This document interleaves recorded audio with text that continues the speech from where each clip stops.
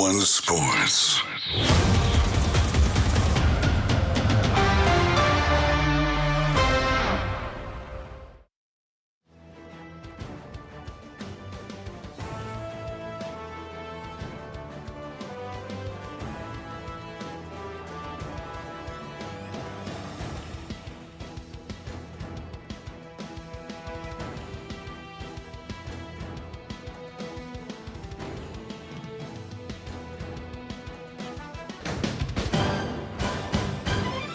At the tone, the broadcast will begin in 4 minutes, 30 seconds.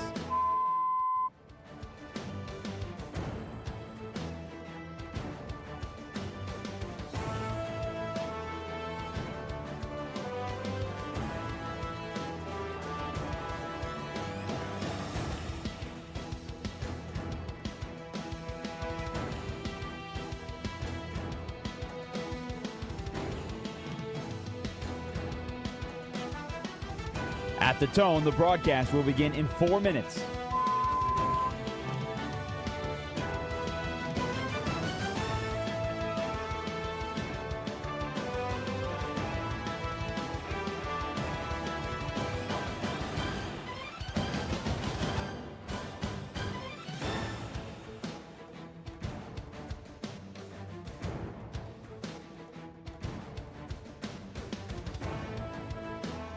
At the tone, the broadcast will begin in 3 minutes and 30 seconds.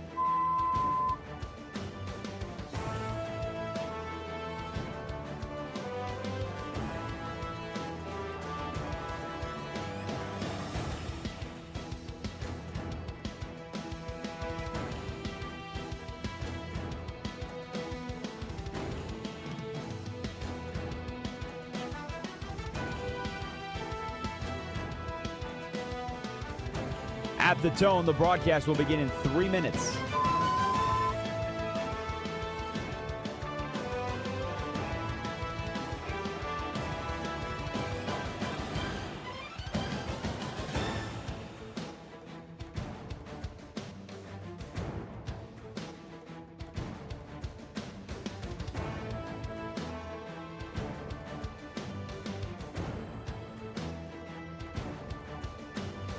At the tone, the broadcast will begin in 2 minutes, 30 seconds.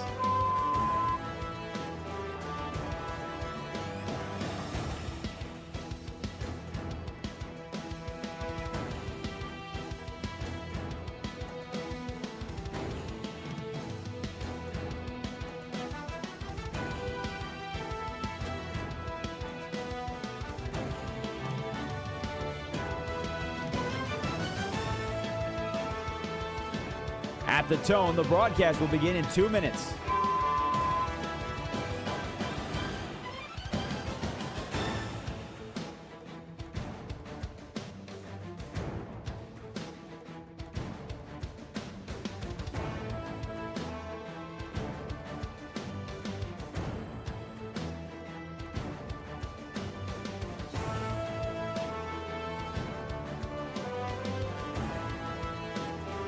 At the tone, the broadcast will begin in 1 minute, 30 seconds.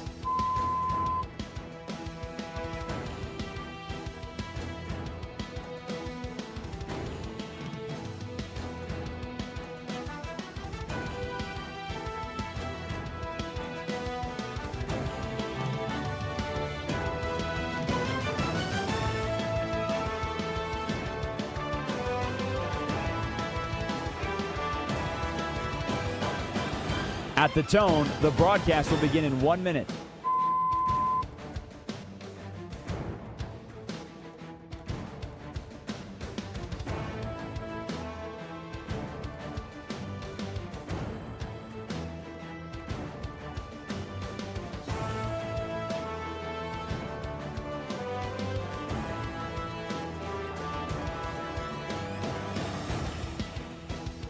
Stations, this is your final time check.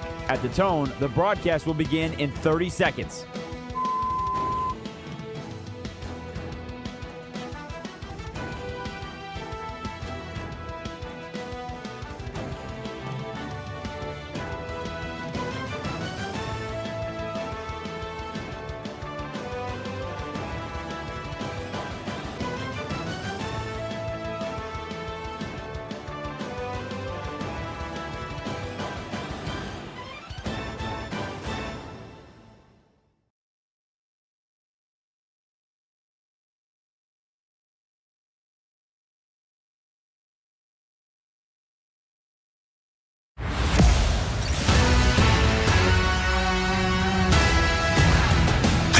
This is Bleck and Abdalla on Westwood One Sports. Here's Chris Bleck and Adam Abdalla. Welcome in to Bleck and Abdalla here on Westwood One Sports, the Westwood One Sports app, Sirius XM channel 375, all of our great radio affiliates around the country. I'm Chris Bleck along with Adam Abdalla, broadcasting live from downtown Chicago. We are on the air until 3 Eastern, hanging out with you. If you want to join the show, you can call or text the show at 310-840-4910. Last night in the NBA, Abdalla, the New York Knicks showed up. And I love when Knicks fans rally behind their team. Like, there is no fan base in sports right now that get more amped and hyped when their team is in the playoffs playing well than New York Knicks fans. And I'm not saying this with any shade. As a diehard Chicago Bulls fan, it is full respect because those in New York who get behind the Knicks, it's a thing. And last night, blowing out the 76ers 137-98. I mean, it clearly wasn't a game in the second half. Brunson with 27 in the first half. The Knicks are rolling. 3 straight games winning by 25 points. The first time this has ever happened in NBA history in the playoffs that a team has won 3 straight games in the playoffs by 25 or more. Last night was a big night for the New York Knicks. Yeah, you don't have to play defense when you're outscoring your opponents by, 30 points, 25 points a game like that, right? And so we talked about how Joel Embiid, when he's healthy and playing well, it's hard to stop him unless you completely take him out of the game and the game plan. And that's exactly what New York did. They basically put him on an island defensively, and Joel Embiid was a non-factor. Yeah. And he was a complete just standing on an island doing absolutely nothing. And Jalen Brunson was dictating policy, being a great point guard and doing whatever he could, hitting threes, dishing balls out. It was great. It was awesome. He was doing anything that he wanted. And the Knicks put on a show last night. And you're right. They look unstoppable right now. And it looks like they're going to represent the East in the finals. I don't care who wins the other series right now between the Cavs and the Reds. It doesn't matter to me because right now this Knicks team looks unstoppable the way that they're playing. And I know the Thunder look great too. I'm not saying that the Knicks are going to win the finals or anything, but it looks like they're going to represent the East in the finals if they continue to play this way, the way that they're playing right now. What is it outside the stadium, Madison Square Garden, that they Side Talk NYC, baby. No, Bing Bong? Is that what they yell? Yeah, Side Talk NYC, Bing Bong. I mean, it's one of my favorite things it's a scene, to man. watch. It's a scene. It is. And okay, so we build up the Knicks, and we talk about last night just to say this. I do want to throw this out there. It was one day for the turnaround for the 76ers to win Game 7 on Saturday night. You get Sunday off, and then you got the next series on Monday night. Mm-hmm.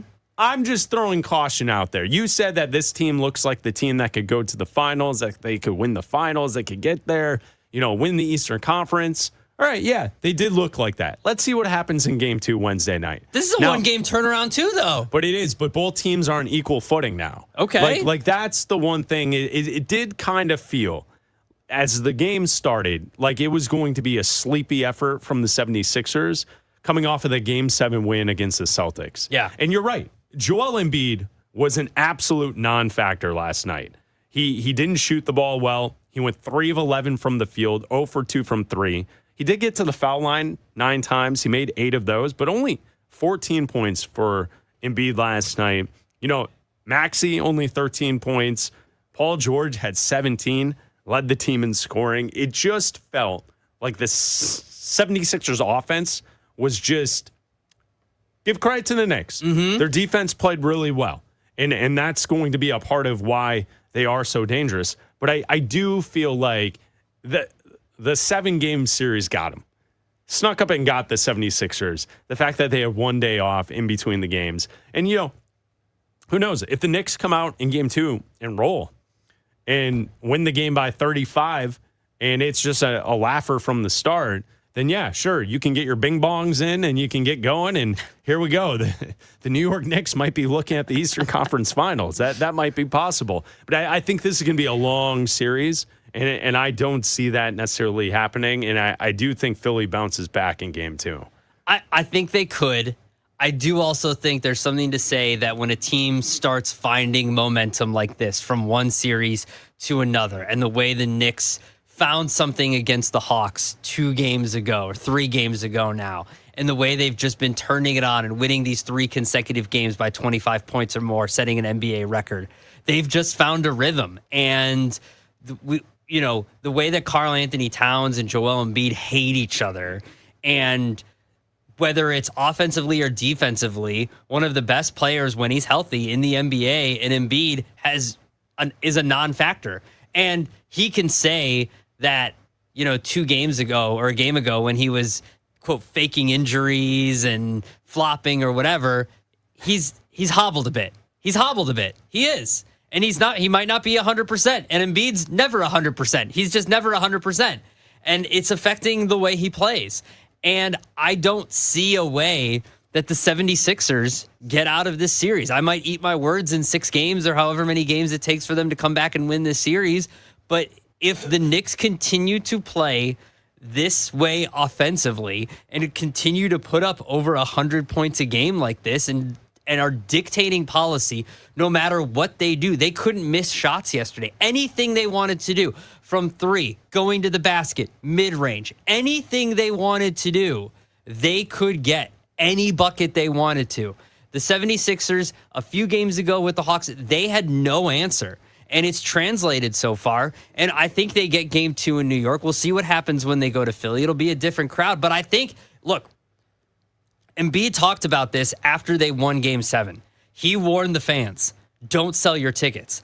I think if you get another showing from the 76ers in game 2, those tickets are going to fly on StubHub. Well, did you see the, I think it was the 76ers that put out there that if you have an area code from New York City, you can't buy the tickets. Good luck with that. You know when teams do that, the lame thing where you can't, you're petrified that other fans are going to purchase up all the tickets. Do you know how the internet works with VPNs and all this kind of stuff now and how you can buy tickets and everything now? Come on. I understand that that's what you can do. I'm just saying it's lame from the team to be afraid that someone from a different city is going to buy the ticket and show up to your game, especially Philadelphia and New York City. That's are so close together to begin with. Yeah. Like, it's not like you're driving from Florida to Nashville.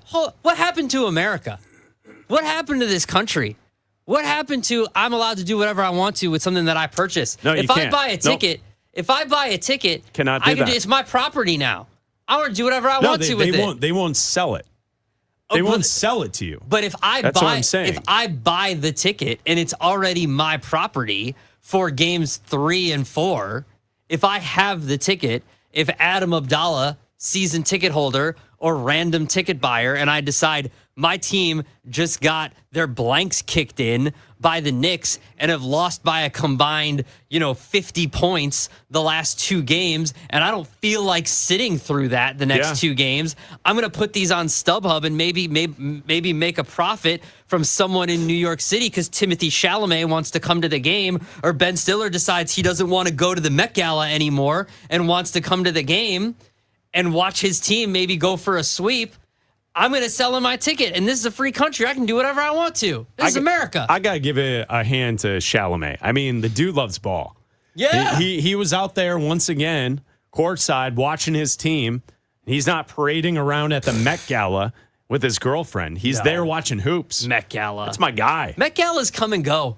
There's a Met Gala every year. Well, if you're a sports fan, you're a sports fan. Yeah. So, do you remember when Chalamet was on College Game Day back in the fall? Yeah. And people were wondering whether or not he actually knows college ball or if he was coached up. He knows and that ball. He's just a great actor, so he could take the coaching and take the information and then spit it back out. Yeah. Because this is what he does. He's an actor. He can do this. He knows ball. What was he acting when he was on game day talking college football, or does he actually know ball? Yeah. I think Timothy Chalamet knows ball. No, there's an interview. I think he actually loves sports. There's an interview with one of the guys from the ping pong movie. I can't think of the name right now. Why can't I think of it? The ping pong movie.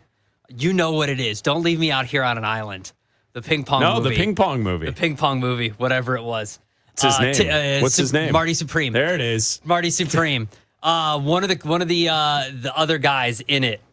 One of the side characters, not one of the main characters. Kevin O'Leary? No, it wasn't Kevin O'Leary. He's on Shark Tank. It was one of the guys that plays one of his friends in the movie. The guy that makes Gwyneth Paltrow. No, not Gwyneth, but the guy that makes the orange ping pong balls for him. Oh. Okay, one of the guy that's featured in one of the NYC side talks. Okay? That's how he got the gig in the movie. Okay. The director saw him and goes, I want him in this movie. So he said that in one of the scenes that they're in together, in between takes, they're just getting set for the next scene, and they're resetting everything, and they're just talking. Talking ball. And and he goes, all Timothée Chalamet wanted to talk about was the Knicks, because he knew how I got the gig and that I'm a big Knicks fan. So all we talked about was ball, and all he wants to talk about is Knicks basketball, because the dude just loves ball. So of course he's not going to the Met Gala when there's a playoff game going on. The dude loves ball. I'm sorry, Ben Stiller. You don't love ball. It's respect. Yeah. And that's why I got to give props to the Knicks fans, because Chalamet's your leader. He's the one. He's standing on the sand dune, and he's calling the Brunson out from underneath him to ride to the promised land. Absolutely. And you're right. Ben Stiller, that's weak. Weak sauce. I mean, first of all, isn't Ben Stiller in his 60s? Yeah. What do you need to go to the Met Gala for? You wore an orange tie because you're in Allegiance. No, if you were in Allegiance, you'd be sitting courtside next to Chalamet watching ball. Shouldn't you at that age be over the media stuff like that? You don't need to go to the Met Gala. If you're in your 60s, why are you, unless you're promoting a film? Oh, wait, that's why. That's why he's there. He's got the sequel or whatever with Ariana Grande coming out. Yeah, the new Fokker movie. Yes, easy. I said the right one. You and Marsha Brady don't need to be going to the Met Gala. It's Bleck Abdalla here on Westwood One Sports and the Westwood One Sports app. So, I mean, the Knicks controlled the game. I'll give them the props. This is one game, though. And let's see how game 2 is after both the 76ers and the Knicks come off of one-day rest. Game 2, Wednesday night. Mm-hmm. So we'll keep our eyes on that. Bleck Abdalla here on Westwood One Sports. The other game last night in the NBA, the Timberwolves go to San Antonio in game 1, and they win 104-102. And boy, the Timberwolves are tough, man. Mm-hmm. They play with an edge. There's a chip on their shoulder. Anthony Edwards didn't start, came off the bench, and immediately gets the ball in his hands and starts making things happen. He hits 2 buckets in a row, both times looking directly at the Spurs bench and talking trash, which is awesome because clearly someone said something to him to get him going. And I like that edge, and I like that even though he didn't go out there and score 40 or 50 last night, it did seem like the Spurs didn't have what it takes to compete at that level, and it's a jump up in class, right? Young team who had a great season, unexpectedly as good as they did this year, and they go against a team with vets who have done this before, and they are sick of losing in the playoffs, and they steal a game 1 against the Spurs last night. I think they're just a great, grinded-out team. And Anthony Edwards does everything that he has to. He doesn't go out and, like you said, score 40. He doesn't need to. He comes off the bench and does exactly what he needs to do. He hits precise buckets when the moment is right, and he can be that assassin. And if he has to hit a clutch 3 in a moment, he can do that. And he said it himself after the game. Everybody is just more comfortable when my presence is out there. The team is more relaxed when I'm out there. And that's what the team needs. And he came back when no one expected him to be back this early. It was just 8 days ago that his knee bent back and looked like it was a different knee going in the opposite direction. Yep. And now he's back. And who knows? Look, having 8 days off and having that knee come back, it's the same to me as the 76ers. Having a game now in a day, having 1 day off and going and playing, I don't know what Anthony Edwards is going to look like with another day off and having to turn right back around and play. It might be different. I think the other side of it, too, is Victor Wembanyama having the 12 blocks is great, but going 0 for 8 from 3 is a problem. Like, they have to readjust how they're attacking the basket and what they're doing. Let me ask the class. Who won Defensive Player of the Year this year? Victor Wembanyama. Did you see what happened in the first round against the Nuggets with the Timberwolves and what Rudy Gobert was able to do against Jokic? He had him. Did you see Rudy last night against Victor Wembanyama? He made it his mission to make it known that he should have been the guy. Which Wemby looks up to Gobert as, not physically, but as a mentor. They're both from France, and they, a part of this storyline that I do think is notable is during the season, Wembanyama didn't play more than 29 minutes a night? Yeah. Last night he played 40. He looked gassed. He had 11 points. He went 5 of 17 from the field. Adam mentioned it. He went 0 for 8 from 3. He only went to the foul line twice. Of course, he had the rebounds, 15 rebounds, and the 12 blocks, which is insane. Yeah. Some of them, and I know people on the internet are trolling today, some of the blocks looked like they were off the glass. Okay. And the officials didn't call it goaltending. But 12 blocks in a game is just insane. But that's what we need to focus on with Wembanyama, as the playoffs go, the minutes pile up, and it's more than what he was playing in the regular season. Can they get away with him playing 40 minutes a night? And can he be as impactful as he was in the regular season? Because he was really a force that could not be stopped in the regular season. He can be if he's going to the basket. Stop shooting as many threes. If they're not falling, look, I get it at the end of the game. You need a basket. You're not going to Wemby from 3 because he hasn't hit one all night. You're supposed to go to your best player to hit a 3. He's not because he hasn't hit one all night. Go to the basket more.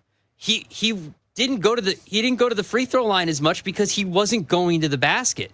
He wasn't trying to generate any sort of plays going to the rim whatsoever. Well, and how much of that is Gobert's defense? That's fine, that too. That limits his ability to get to the basket. But go to the basket and maybe get Gobert into some form of foul trouble and maybe limit what he can do out on the floor. Get him into foul trouble, maybe get him to sit for a little bit, and then you can do more. And maybe we're talking about a different outcome. They only lost the game by 2 points here. We're not talking about a blowout. Oh, yeah, We're talking about the difference of a few points here and there. Close matchup, close game. Game 1 goes to the T-Wolves. Just side thought, and you can call or text the show at 310-840-4910. Is Anthony Edwards the most aesthetically pleasing player to watch in the NBA?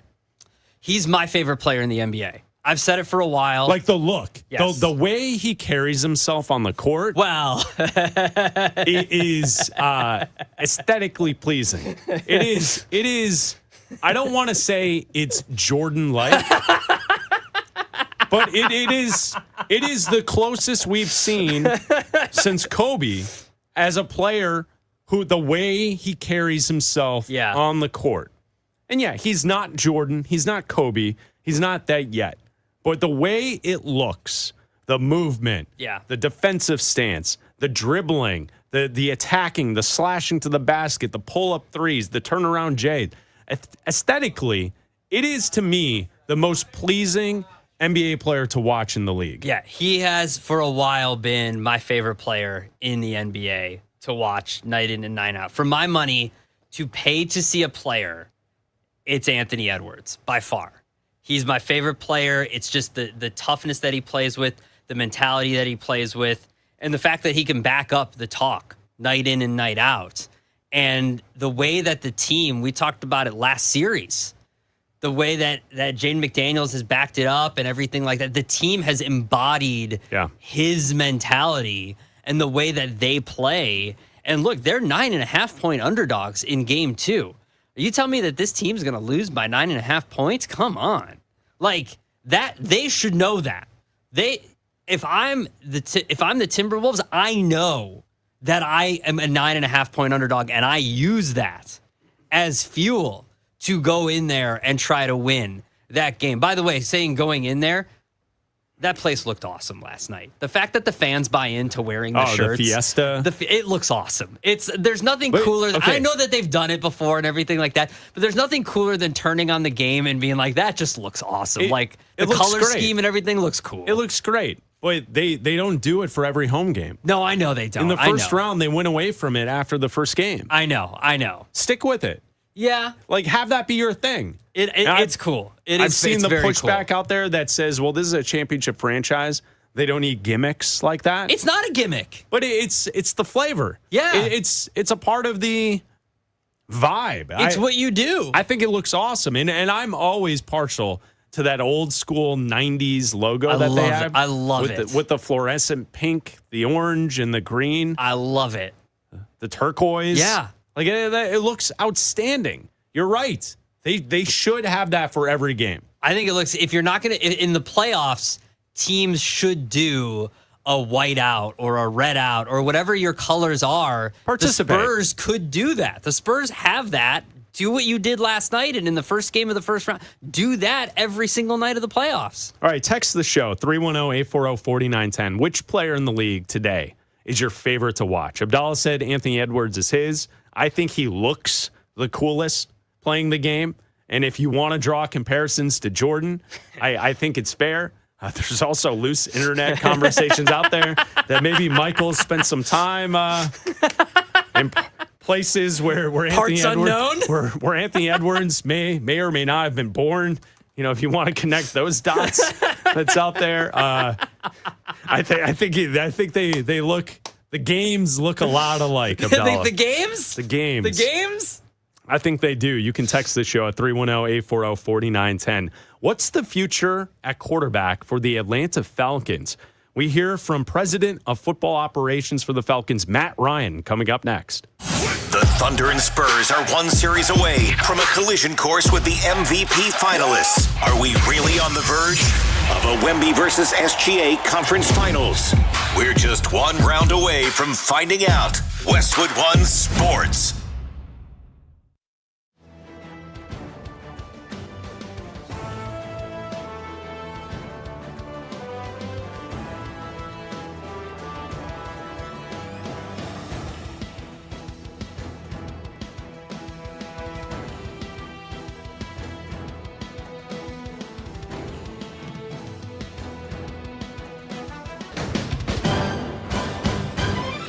At the tone, the broadcast will begin in 4 minutes, 30 seconds.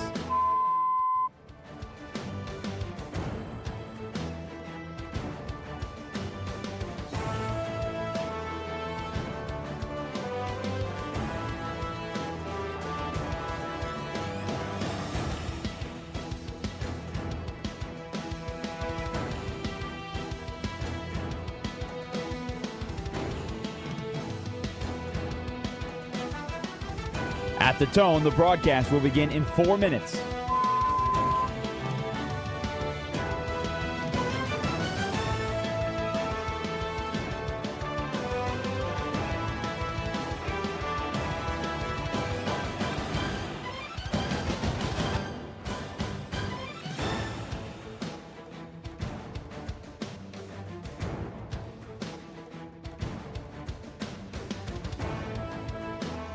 At the tone, the broadcast will begin in 3 minutes and 30 seconds.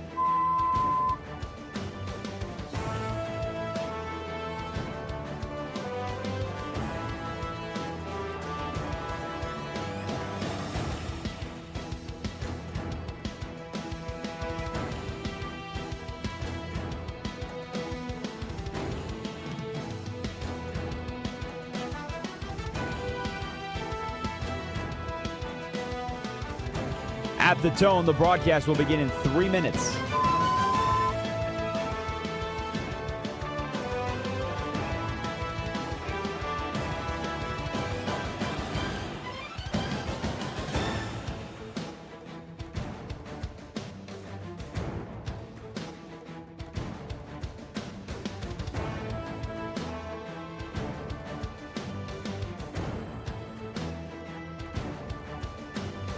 At the tone, the broadcast will begin in 2 minutes, 30 seconds.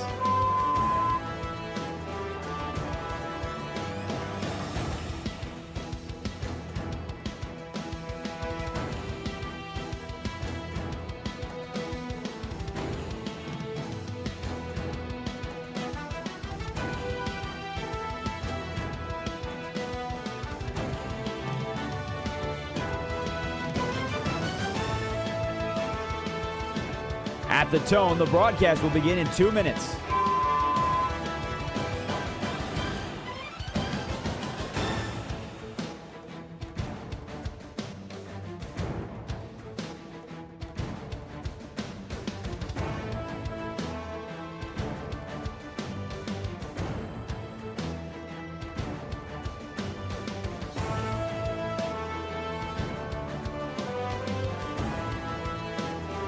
At the tone, the broadcast will begin in 1 minute, 30 seconds.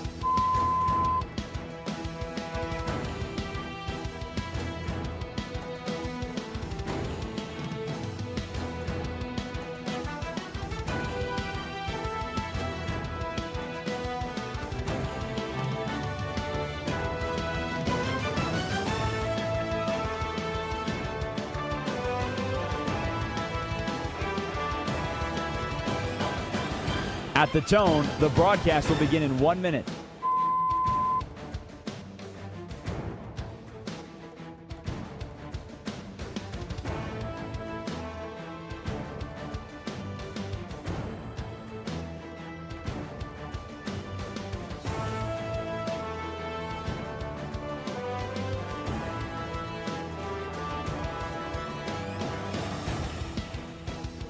Stations, this is your final time check. At the tone, the broadcast will begin in 30 seconds.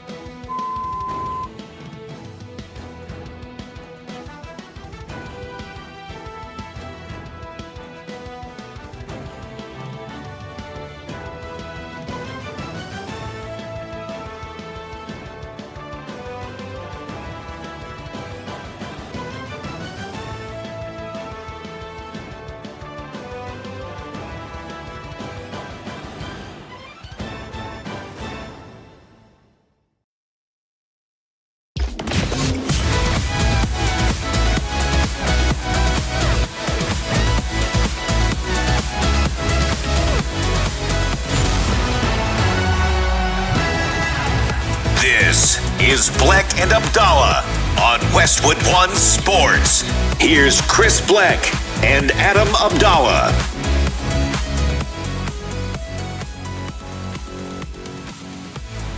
You can text the show at 310-840-4910. We asked the question, who's your favorite NBA player to watch right now? We were watching last night. The Timberwolves beat the Spurs. Anthony Edwards stands out. Obviously, 18 points. He came off the bench.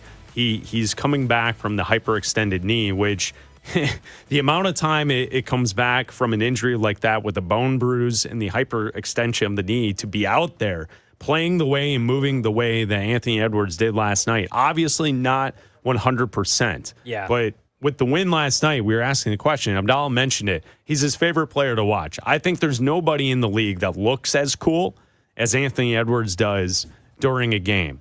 And so we asked the question at 310-840-4910. Who's your favorite player to watch in the NBA? We have a texter from the 470 saying Ant Edwards taking over the league for the next decade. We've got a 774 that says Cade Cunningham over Edwards.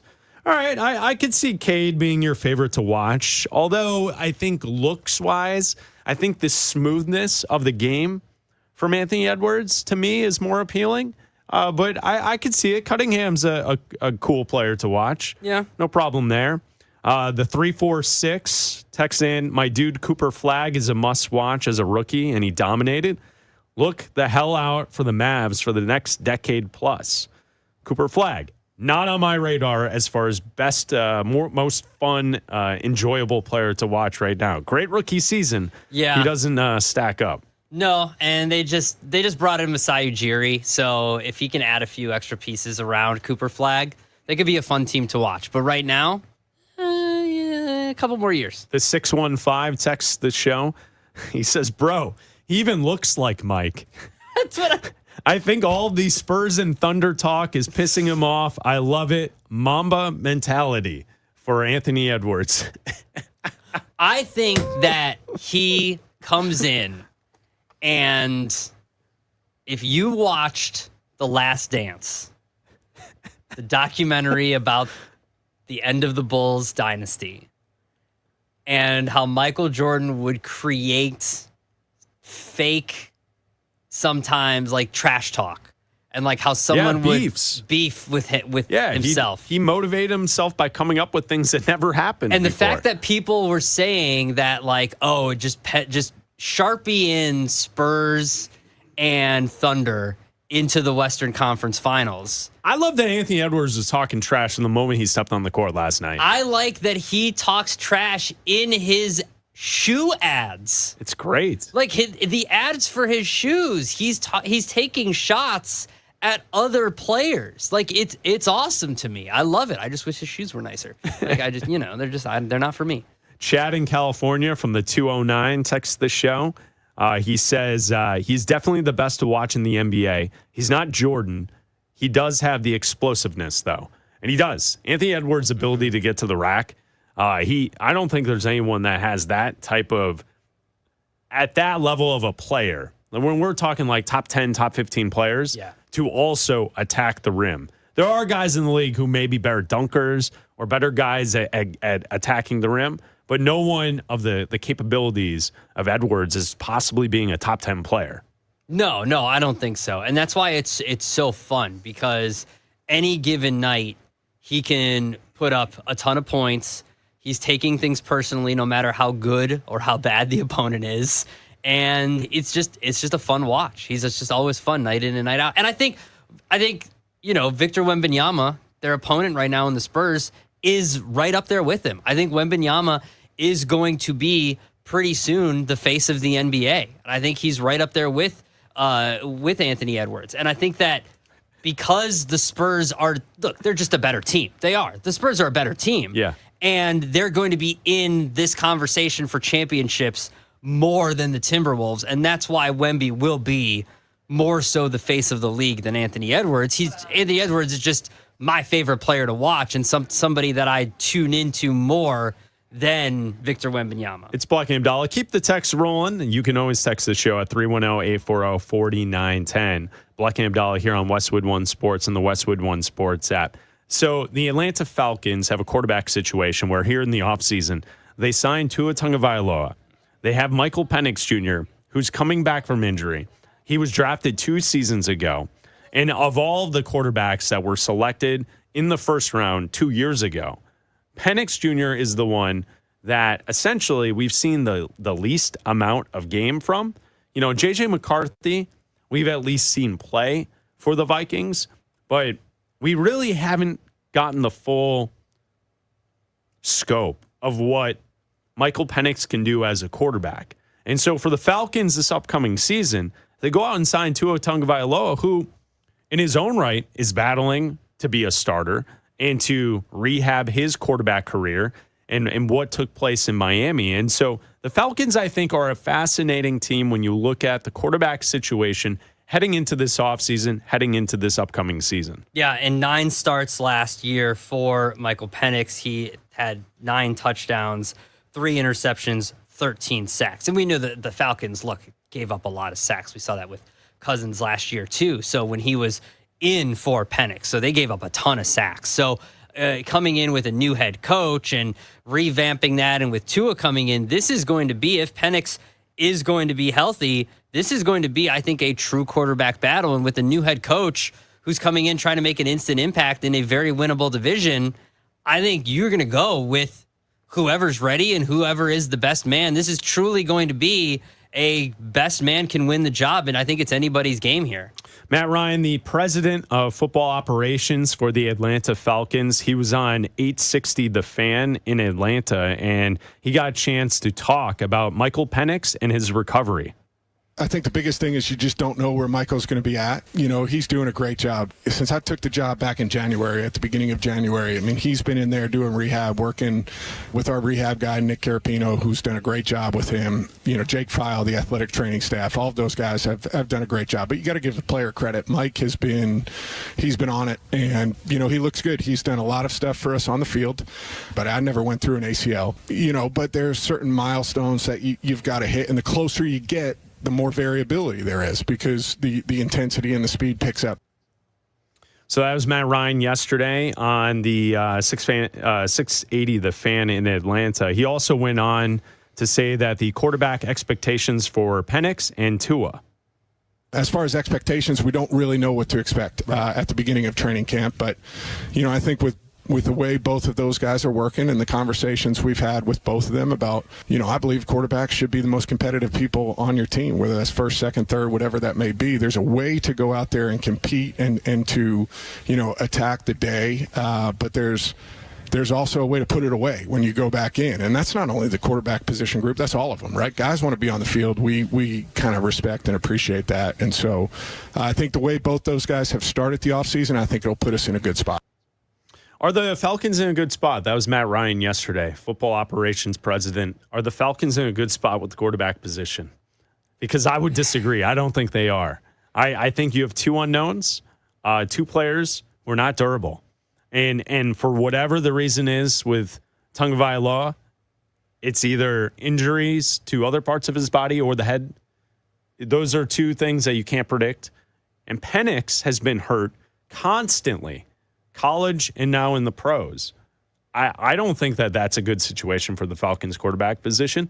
No, the problem with what you have in these two quarterbacks is injuries, like you said, but also you've got one guy in Tua Tagovailoa that's trying to come in and revitalize his career. He's trying to become the next Sam Darnold. He's trying to do what Kyler Murray is doing with the Minnesota Vikings. And I think Kevin Stefanski, their head coach, is a good guy to do that with. He was obviously given a raw deal with Cleveland, having all those different starting quarterbacks that they just threw at him, giving a raw deal with Deshaun Watson and then with Shedeur Sanders. And I think that right now, you just don't know what you're going to get, because if this is going to be a true quarterback battle, and if both these guys are healthy at the start of training camp, in the preseason, and you're giving both these guys equal footing, I think Tua is still going to win this job. He's got he's got obviously more experience than Penix does. He's going to come in, and I think he's going to play better. I think he's going to win this job. It doesn't mean that Penix can't overtake him at a certain point. It doesn't mean that he's not going to get hurt. He's got injury history. He's got a ton of injury history. He's one hit away from never playing again, given his concussion history. But then the problem is, too, Penix is one hit away from missing a bunch of games. He only played in 9 games last season. So who's their third string quarterback right now? Because that guy's going to be the next man up at this point. Well, let's see who's on the depth chart. That's not Falcons. But the problem is with the Falcons, that's not who we should be talking about. We shouldn't be looking up who your third string quarterback is, because this is a winnable division. It's Trevor Siemian. Okay. That's your analysis on Trevor Siemian. Well, look, this is a division that is extremely winnable. Everybody in this division went 8-9. Mm-hmm. Nobody here has improved that much. Nobody in here has been like, wow, you've won the offseason. The Carolina Panthers added a bunch on defense. I think they probably, if I had to say, improved the most out of anybody. Baker Mayfield is still the best quarterback out of this division. Tyler Shuck for the Saints had the best ending to the season. But right now, I can't really pick a winner. If you had to make me pick a winner today, I'm just going to go with the Bucs based off of the quarterback. Based off the quarterback, Baker Mayfield's the best quarterback. The Bucs, to me, right now would win the division. But the best defense right now is probably the Panthers added a lot. The Bucs are decent. I'm still going to go with the Bucs to win the division and probably the Panthers to come in second. It's Bleck Abdalla here on Westwood One Sports, sponsored by Progressive Commercial Insurance, protecting small businesses with affordable coverage options. Quote today at progressivecommercial.com. Could Tom Thibodeau return to the Chicago Bulls? We'll tell you about that story coming up next. NBA playoff TV ratings are the highest they've been in 33 years. Stanley Cup playoffs viewership is surging year over year. Now in the second round, we're breaking down the matchups that matter most to you. This is Westwood One, baby! Westwood One Sports.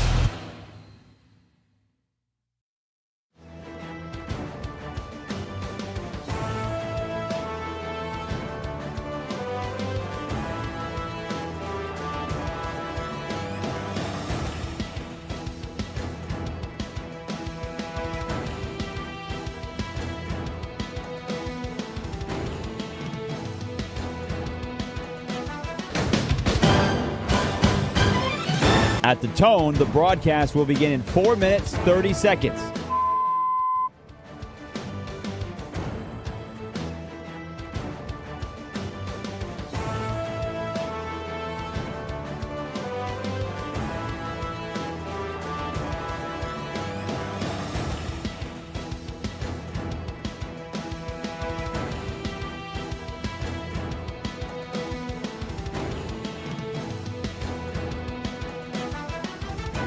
At the tone, the broadcast will begin in 4 minutes.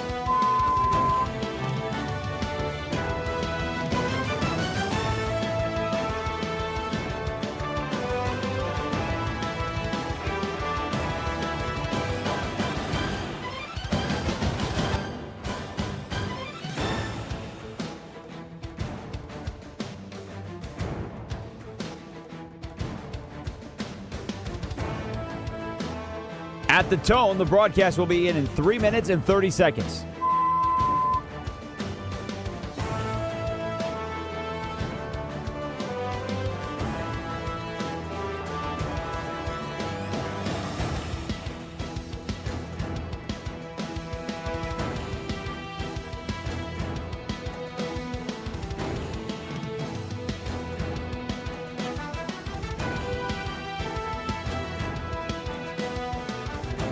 At the tone, the broadcast will begin in 3 minutes.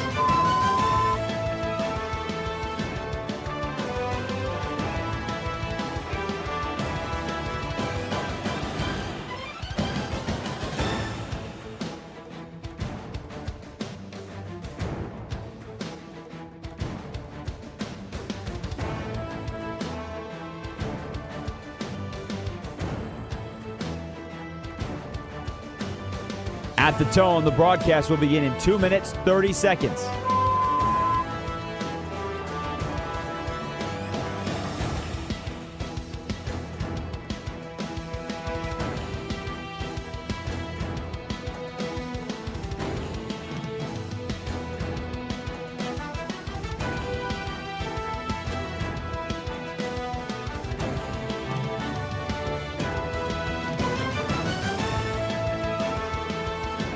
At the tone, the broadcast will begin in 2 minutes.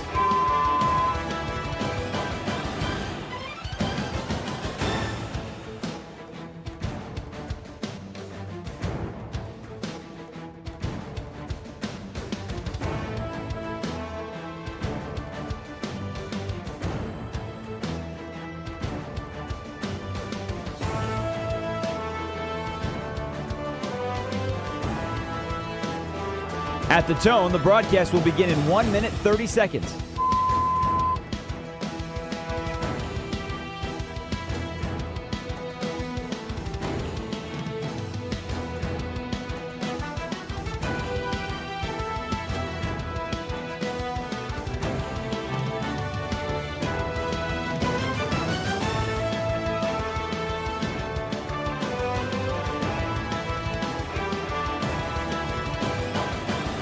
At the tone, the broadcast will begin in 1 minute.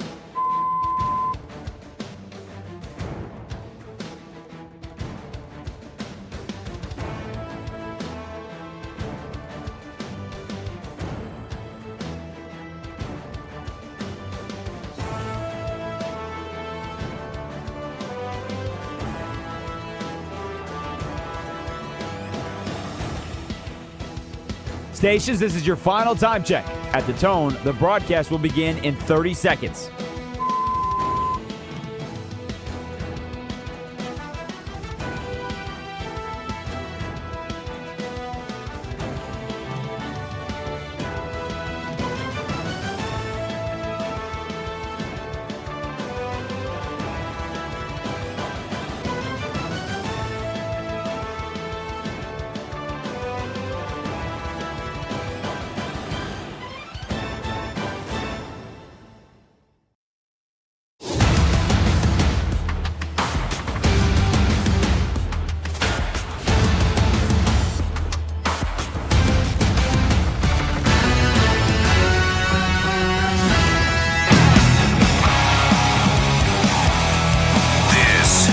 Bleck and Abdalla on Westwood One Sports. Here's Chris Bleck and Adam Abdalla. Yesterday in the NBA, there were two front office executives that were hired. Dallas hired Masai Ujiri, so he's going to lead the Mavericks going forward. The Chicago Bulls hired Bryson Graham to run their front office. Now, the opinion in the Hawks, he was there for a year. He then spent 15 years previously with the New Orleans Pelicans. if you're a Chicago Bulls fan, and the flavor of the city today, Abdalla, as you and I broadcast from Chicago each and every day, is definitely a lot of people who are upset that Bryson Graham, who's 39, and he's known for having a great scouting eye, was essentially with the organization for 15 years in the New Orleans Pelicans that have won absolutely nothing. Yeah. They've been one of the worst teams for the last handful of seasons, and they're stuck in a dilemma with their star player who's always hurt, and whether or not he's actually someone you want to, hitch your wagon to in Zion Williamson. Yeah, I feel like the sentiment yesterday when it was announced by Shams Charania was, who? Yeah. That's the vibe. That's the vibe in Chicago, and who knows really? The one thing you could say to commend the Chicago Bulls is this is someone from outside the organization. This is somebody who has no ties to previous regimes. I know there was a lot of conversation in town that Matt Lloyd, who works for the Timberwolves, would be the guy that gets the gig. He's very close with John Paxson. Paxson's still a senior advisor with the team. So were there concerns that you're just going back to the same old if that were the case? Although Matt Lloyd has a track record.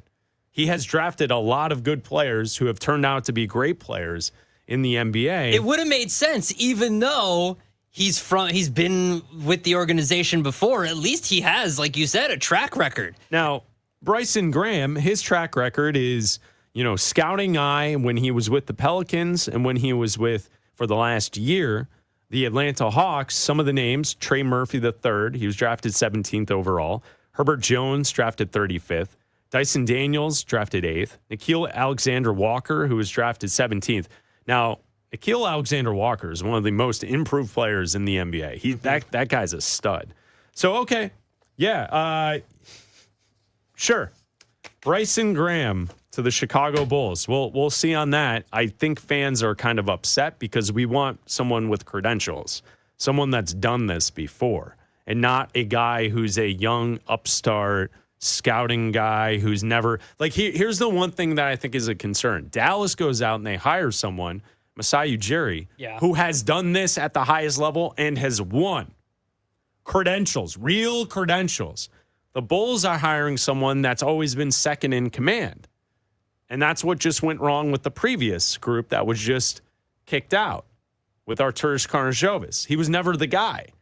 Well, Bryson Graham was not the guy in either spot, New Orleans or Atlanta. So we'll wait and see on this. But I did see this, and I think it's interesting, and I think it's notable. Sam Amick in The Athletic today, buried in his column of news and notes around the league, has a paragraph deep in the column. It's about Tom Thibodeau. And this is directly from the column. The 68-year-old was fired from the Knicks last summer, but is looking for the right fit for his coaching future again.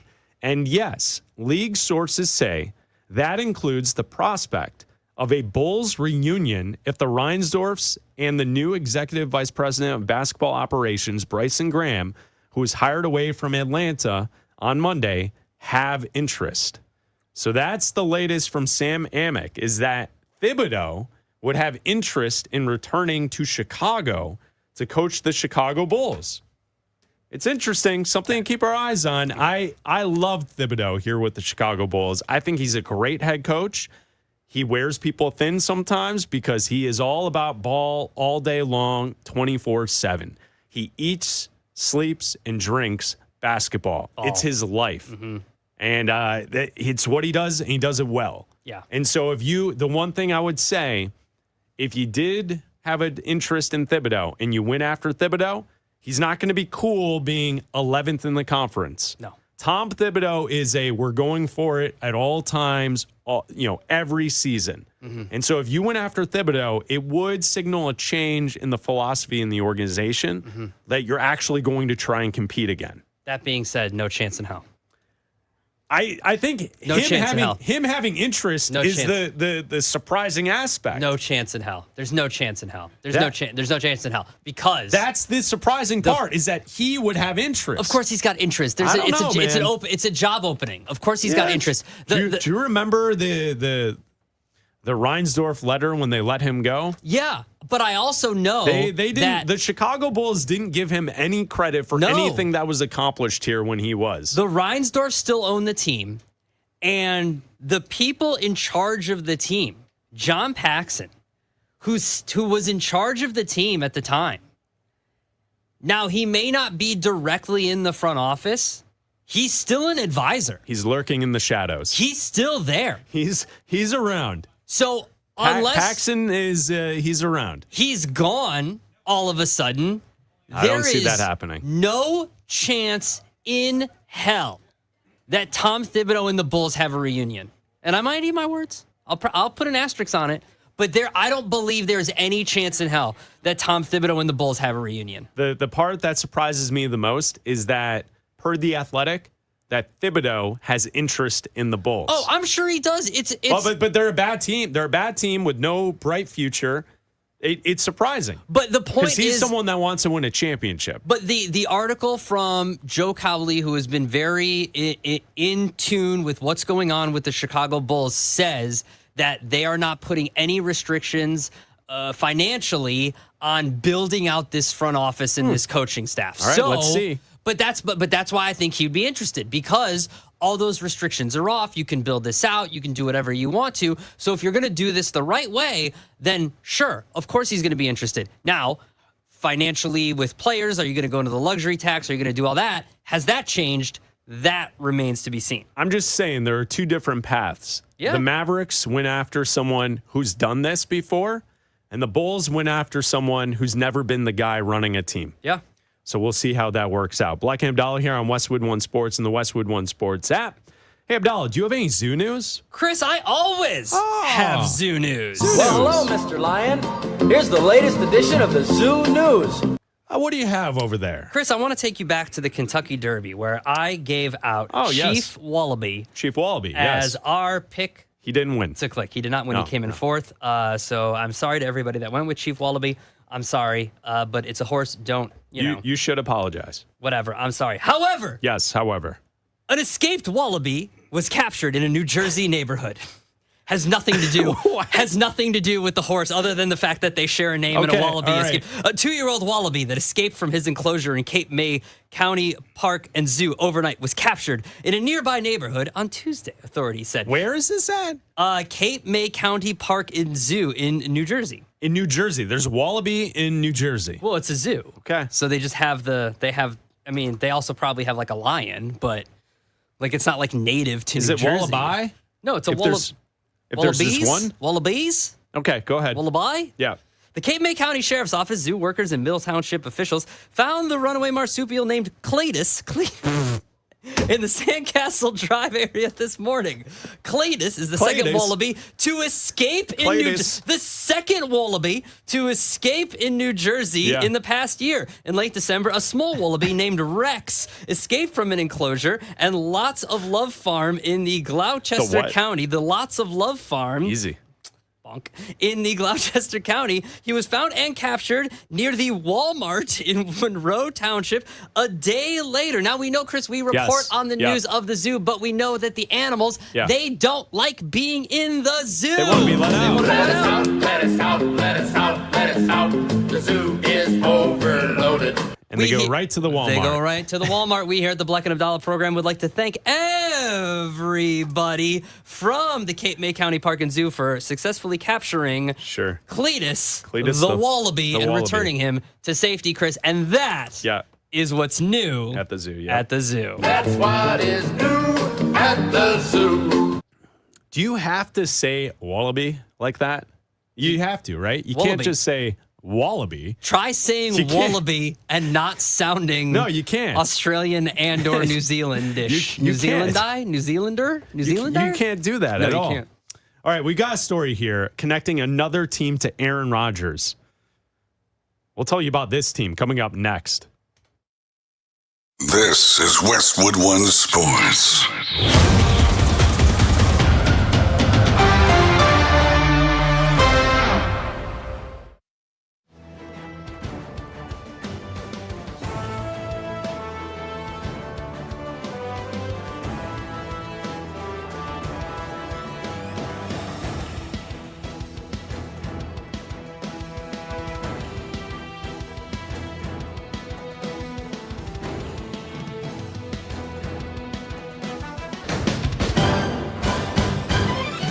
At the tone, the broadcast will begin in 4 minutes, 30 seconds.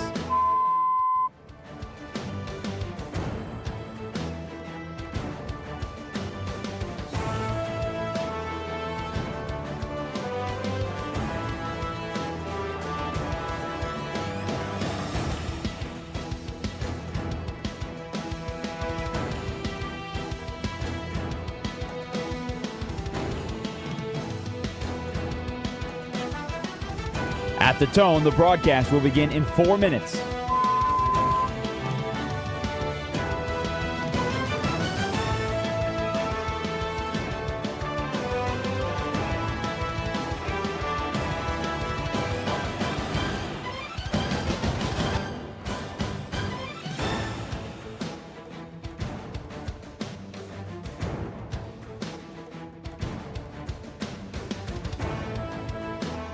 At the tone, the broadcast will begin in 3 minutes and 30 seconds.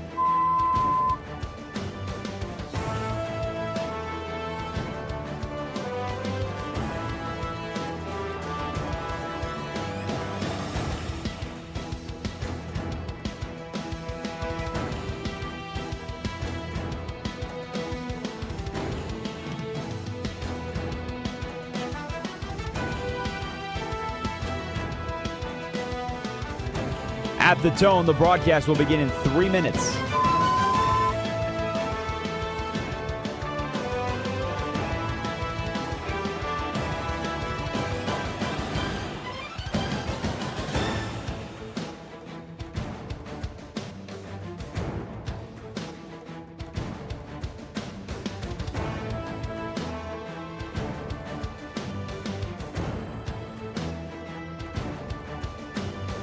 At the tone, the broadcast will begin in 2 minutes, 30 seconds.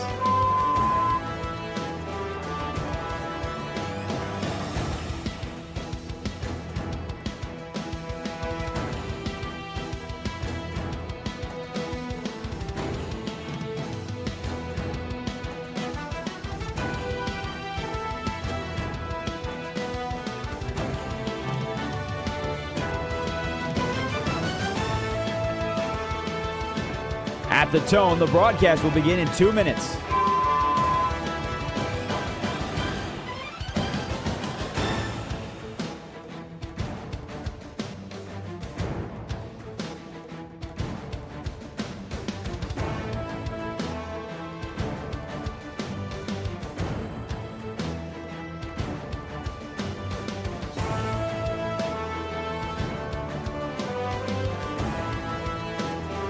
At the tone, the broadcast will begin in 1 minute, 30 seconds.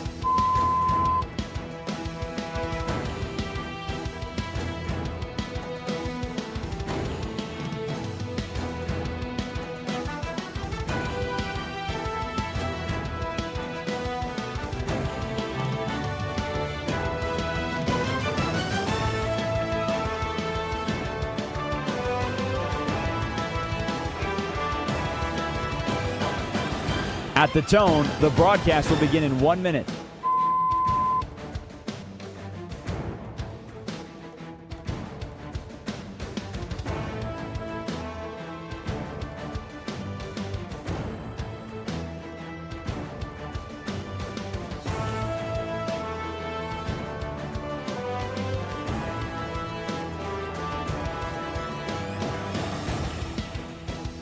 Stations, this is your final time check. At the tone, the broadcast will begin in 30 seconds.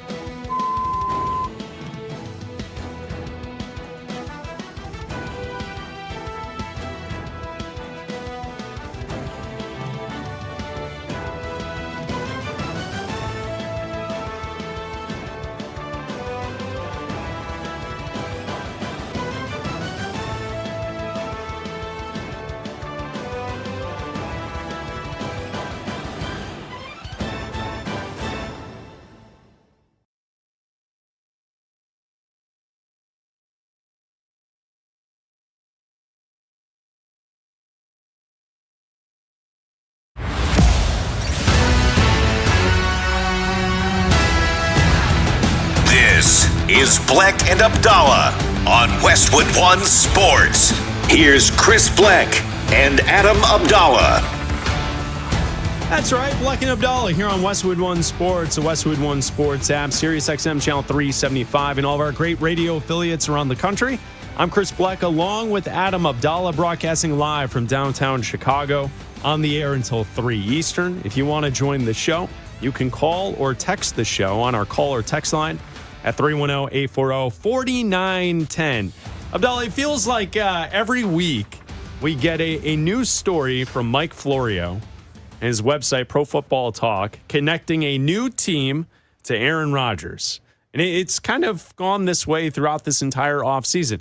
As of right now, what we know about Aaron Rodgers is that the Steelers placed the UFA tag on Rodgers. So if he chooses to play after the season starts, he can only sign with the Steelers.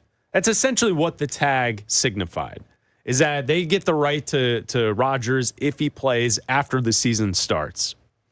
He has yet to tell anyone whether or not he's playing this season. The Steelers appear from the outside, from where I'm looking at, are operating as if Rodgers will play for them this season. We've talked at length about Mike McCarthy having the phone calls, the late night speaks with Aaron Rodgers. Apparently they have late night phone calls, talking football, talking all things life. And apparently I'm guessing he's going to be with the Steelers. But as we've gone through this offseason, Florio, every once in a while, releases a new story connecting a new team. The previous team to connect those dots, it was Denver. Right? Like the story on April 1st was from Mike Florio saying that the Denver Broncos are waiting to see what Rodgers will choose to do with this season. Well, and we had to be like, hold on, this is a real story. This is not an April Fool's thing. Florio is standing by his story here on his website. And he did. He never removed it. It wasn't a joke. That was the story. He connected Denver to Aaron Rodgers. Well, he's got a new team. So if you go to Pro Football Talk today, the new article is Aaron Rodgers and the Cardinals make sense at one level, no sense on another level. And it's a whole column about connecting the dots to how the Cardinals could make sense for Aaron Rodgers. So Mike Florio is at it again. He's got a new team waiting to see when Rodgers will decide to play this season. I like how you said at it again. He's at it again. He's at it again. That wacky Florio. And here's the thing. He gives all the good reasons, like Nathaniel Hackett is there as his former offensive coordinator. And they're now boys. they're friends and all that good stuff. And it's Rodgers' guy. Okay, cool. Mike Florio runs Pro Football Talk. Yes. He's not at the mercy of an editor that says, hey, Mike, I need you to crank out 3 stories a week during the offseason. So just write about something and to get clicks. Like he doesn't need to. This is a nothing story. This is just here's a team right now that doesn't have like a real quarterback. They have quarterbacks. They have people that can throw. They have Jacoby Brissett, Gardner Minshew, and they drafted Carson Beck. That is what they have in their quarterback room, and Keaton Slovis is also there. But even when they talk about their quarterback room, they kind of refuse to acknowledge Keaton Slovis as like a guy in the room. And by all accounts, I'm glad you clarified in the room. Jacoby Brissett is going to be the starter, and there could be some competition, and maybe Carson Beck ends up being the starter at some point. But as of right now, Jacoby Brissett, at least on the depth chart, is the starter.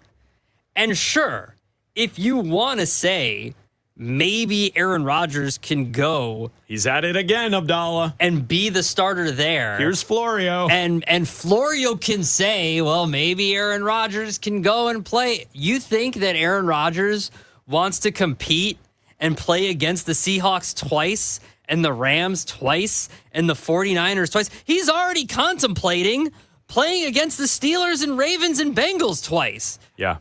Or the Browns twice and the Bengals and the Ravens twice. At least on this one, he's not the bottom of the barrel. The Browns are the bottom of the barrel.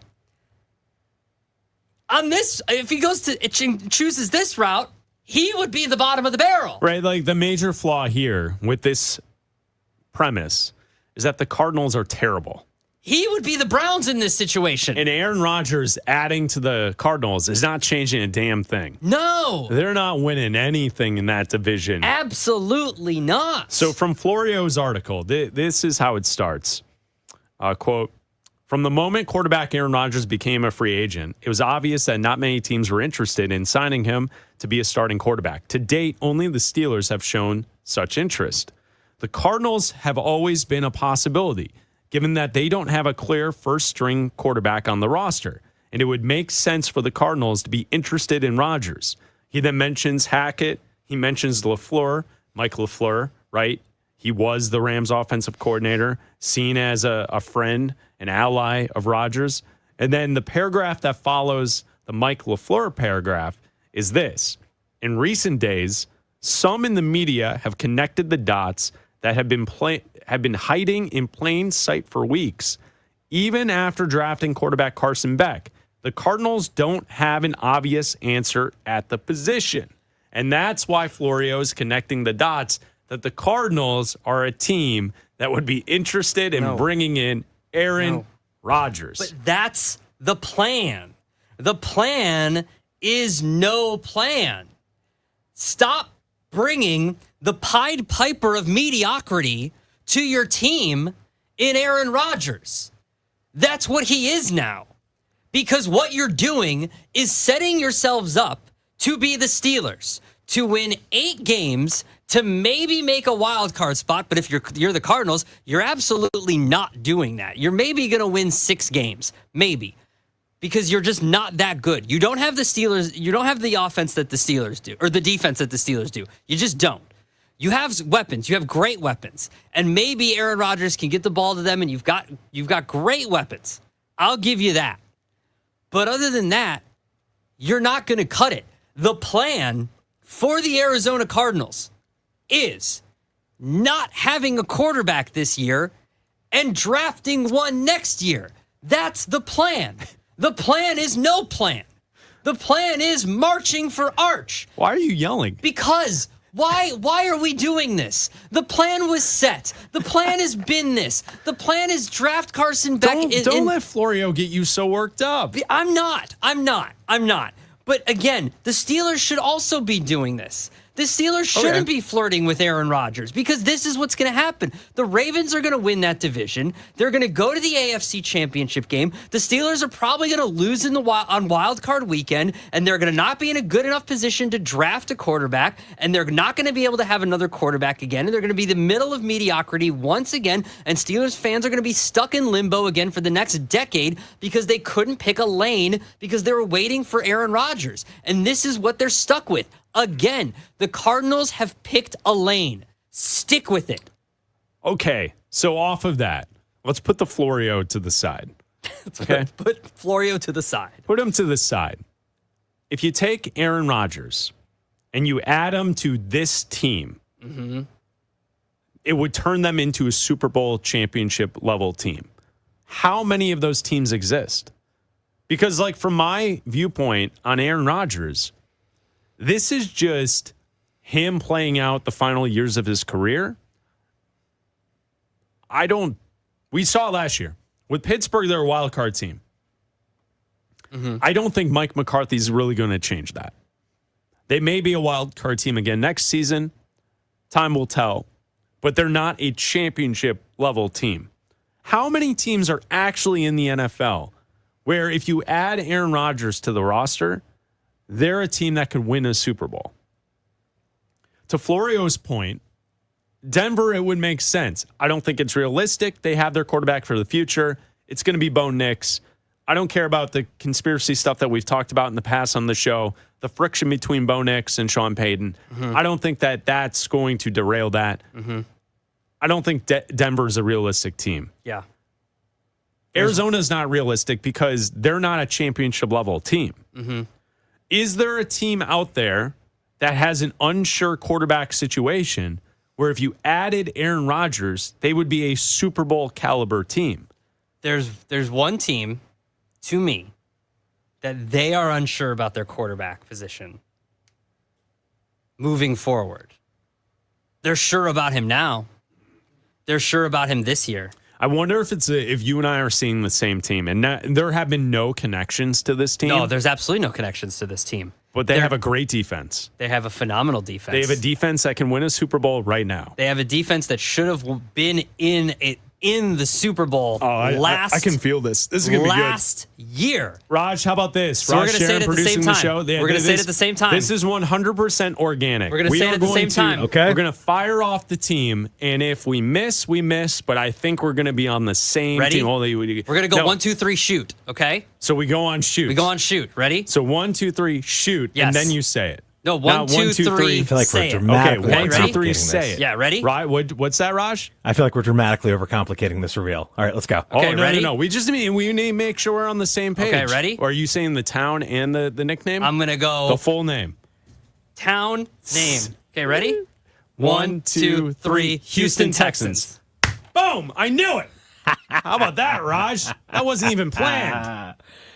Yes, because of C.J. Stroud. And they don't Absolutely. know the future. Yeah. And I agree. If Aaron Rodgers was added to the Texans, that could be a Super Bowl championship team. Mm-hmm. All the other options, I don't think Denver's realistic. I mean, obviously, the Texans are not realistic either. There's no actual chatter about this. Yeah. It's just you and I talking and looking at the standings and trying to figure it out. Because if you were to tell me Rodgers is better than Daniel Jones, therefore the Colts could be an option, I would respond by saying, I don't think the Colts can win the Super Bowl. No. So there are teams like that, like Minnesota. I don't think Minnesota can win the Super Bowl. Well, I don't think Minnesota.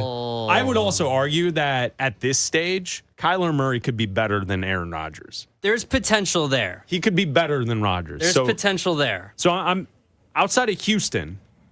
I don't think there's anyone else who we could point to. You know, the NFC East, they seem to have their quarterbacks. Yeah, he's not better than Dak. No, but maybe some in Philly could argue that he's better than Jalen Hurts. When Jalen is at his best, he is not better than Jalen Hurts. He's just not. I don't think he's better than anyone in the NFC as far as like long term, what you're looking at. No, he's not. By the way, guys, his numbers are pretty comparable to C.J. Stroud's last year. They're pretty similar comparing See what I'm Rodgers and saying? Stroud. What if next week Florio has a column predicting the Texans, and then there's a quote in there that says there's been media chatter, and then the three of us were the media chatter. There's been media chatter. Could you see it? Some national analysts are saying national conversations that Rodgers to Houston could be something. Yeah. Stroud's pass rating last year was 92.9. Rodgers was 94.8. So, again, real similar. Rodgers played 16 games. Stroud played 14. Mm-hmm. Now, you would have to be, if you were the Texans, that would have to be, we're already out on C.J. Stroud. Oh, 1,000%. So then we know that we're not going to be giving him the contract long term. I'm not sure that they know that. I think what will likely happen is they will give him a contract. It just won't be. You and I are pulling a couple of Florios here right now. We're just talking. Easy. We're just talking right here because this absolutely makes no sense. This makes no sense. This whole conversation makes no sense. Makes no sense. We're just talking. We're just filling air because this makes no sense because, again, he's going to be a Steeler. He just hasn't announced it yet because he doesn't want to go to OTAs. Can he just sign already?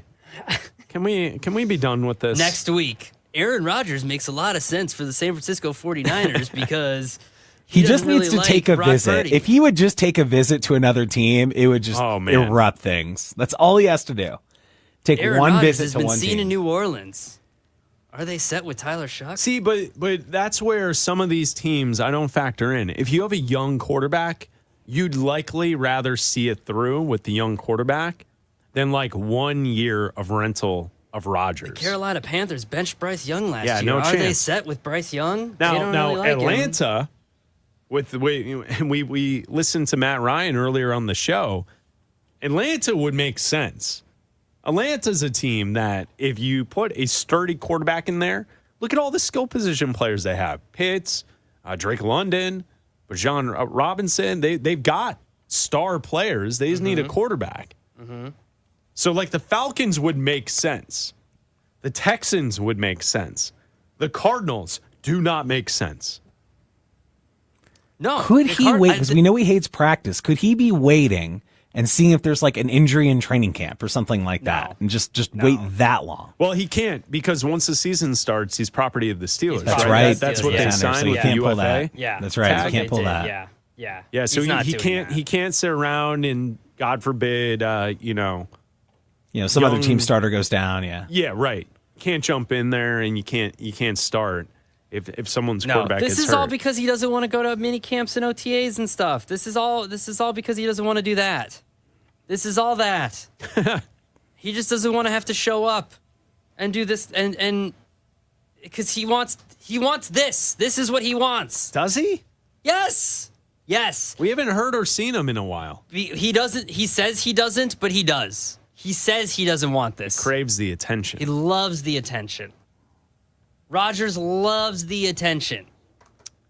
Media rumblings. Connecting. National analysts are saying. National conversation. Saying Rodgers to the Texans. Connecting Aaron Rodgers to the Makes Texans. a lot of sense. It would make sense if the Colts- Texans want to win a The Super Colts Bowl. didn't pick And up it all the started with a option on 1-2-3 Anthony shoot. Richardson. It's Bleck Abdalla here on Westwood One Sports and the Westwood One Sports app. We go to power rankings coming up as we look at the remaining teams in the NBA playoffs. Who do we have no idea about? Which team do we not have any clue about remaining in the NBA playoffs? We'll tell you who that team is next. Aaron Rodgers still hasn't decided if he's returning. I thought at this point we would have known by now that he was going to play. If the future Hall of Famer walks away, the Steelers will turn to a quarterback competition featuring Drew Aller, Will Howard, and Mason Rudolph.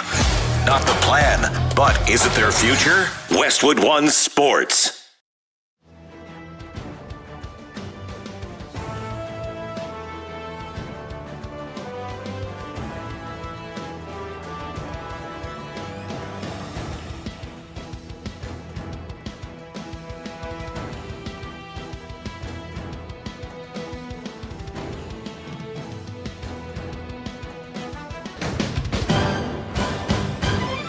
At the tone, the broadcast will begin in 4 minutes, 30 seconds.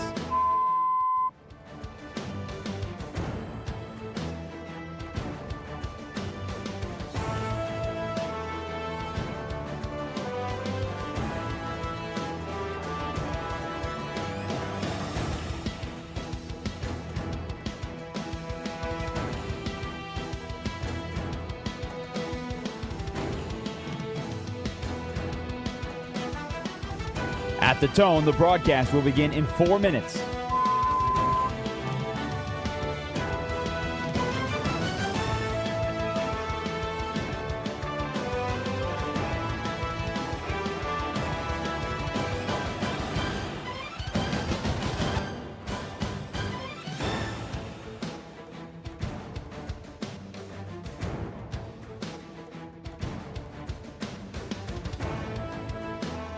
At the tone, the broadcast will begin in 3 minutes and 30 seconds.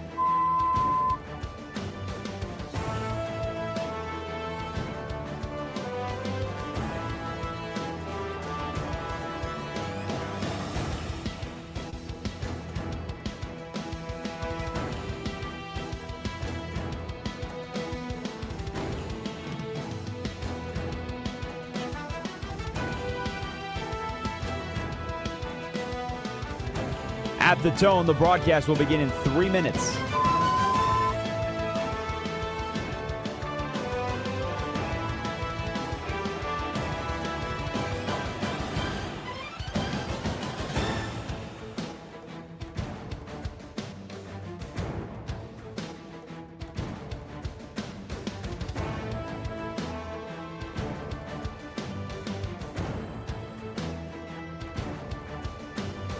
At the tone, the broadcast will begin in 2 minutes, 30 seconds.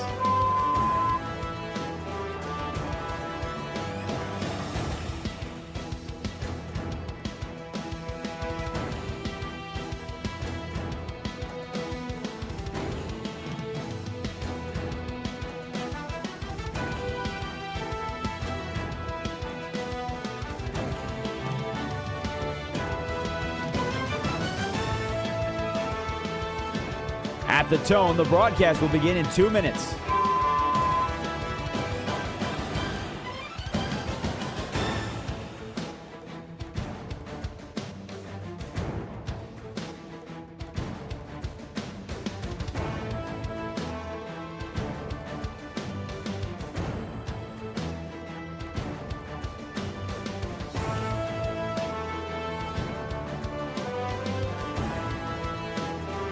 At the tone, the broadcast will begin in 1 minute, 30 seconds.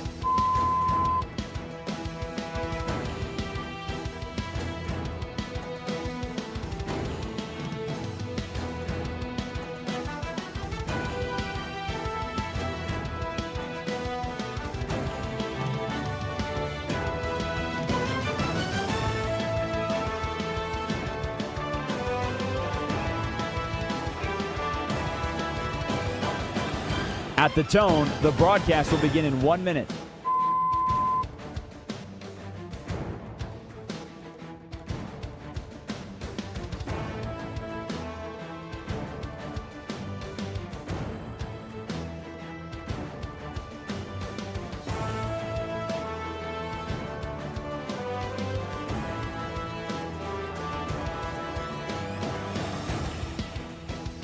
Stations, this is your final time check. At the tone, the broadcast will begin in 30 seconds.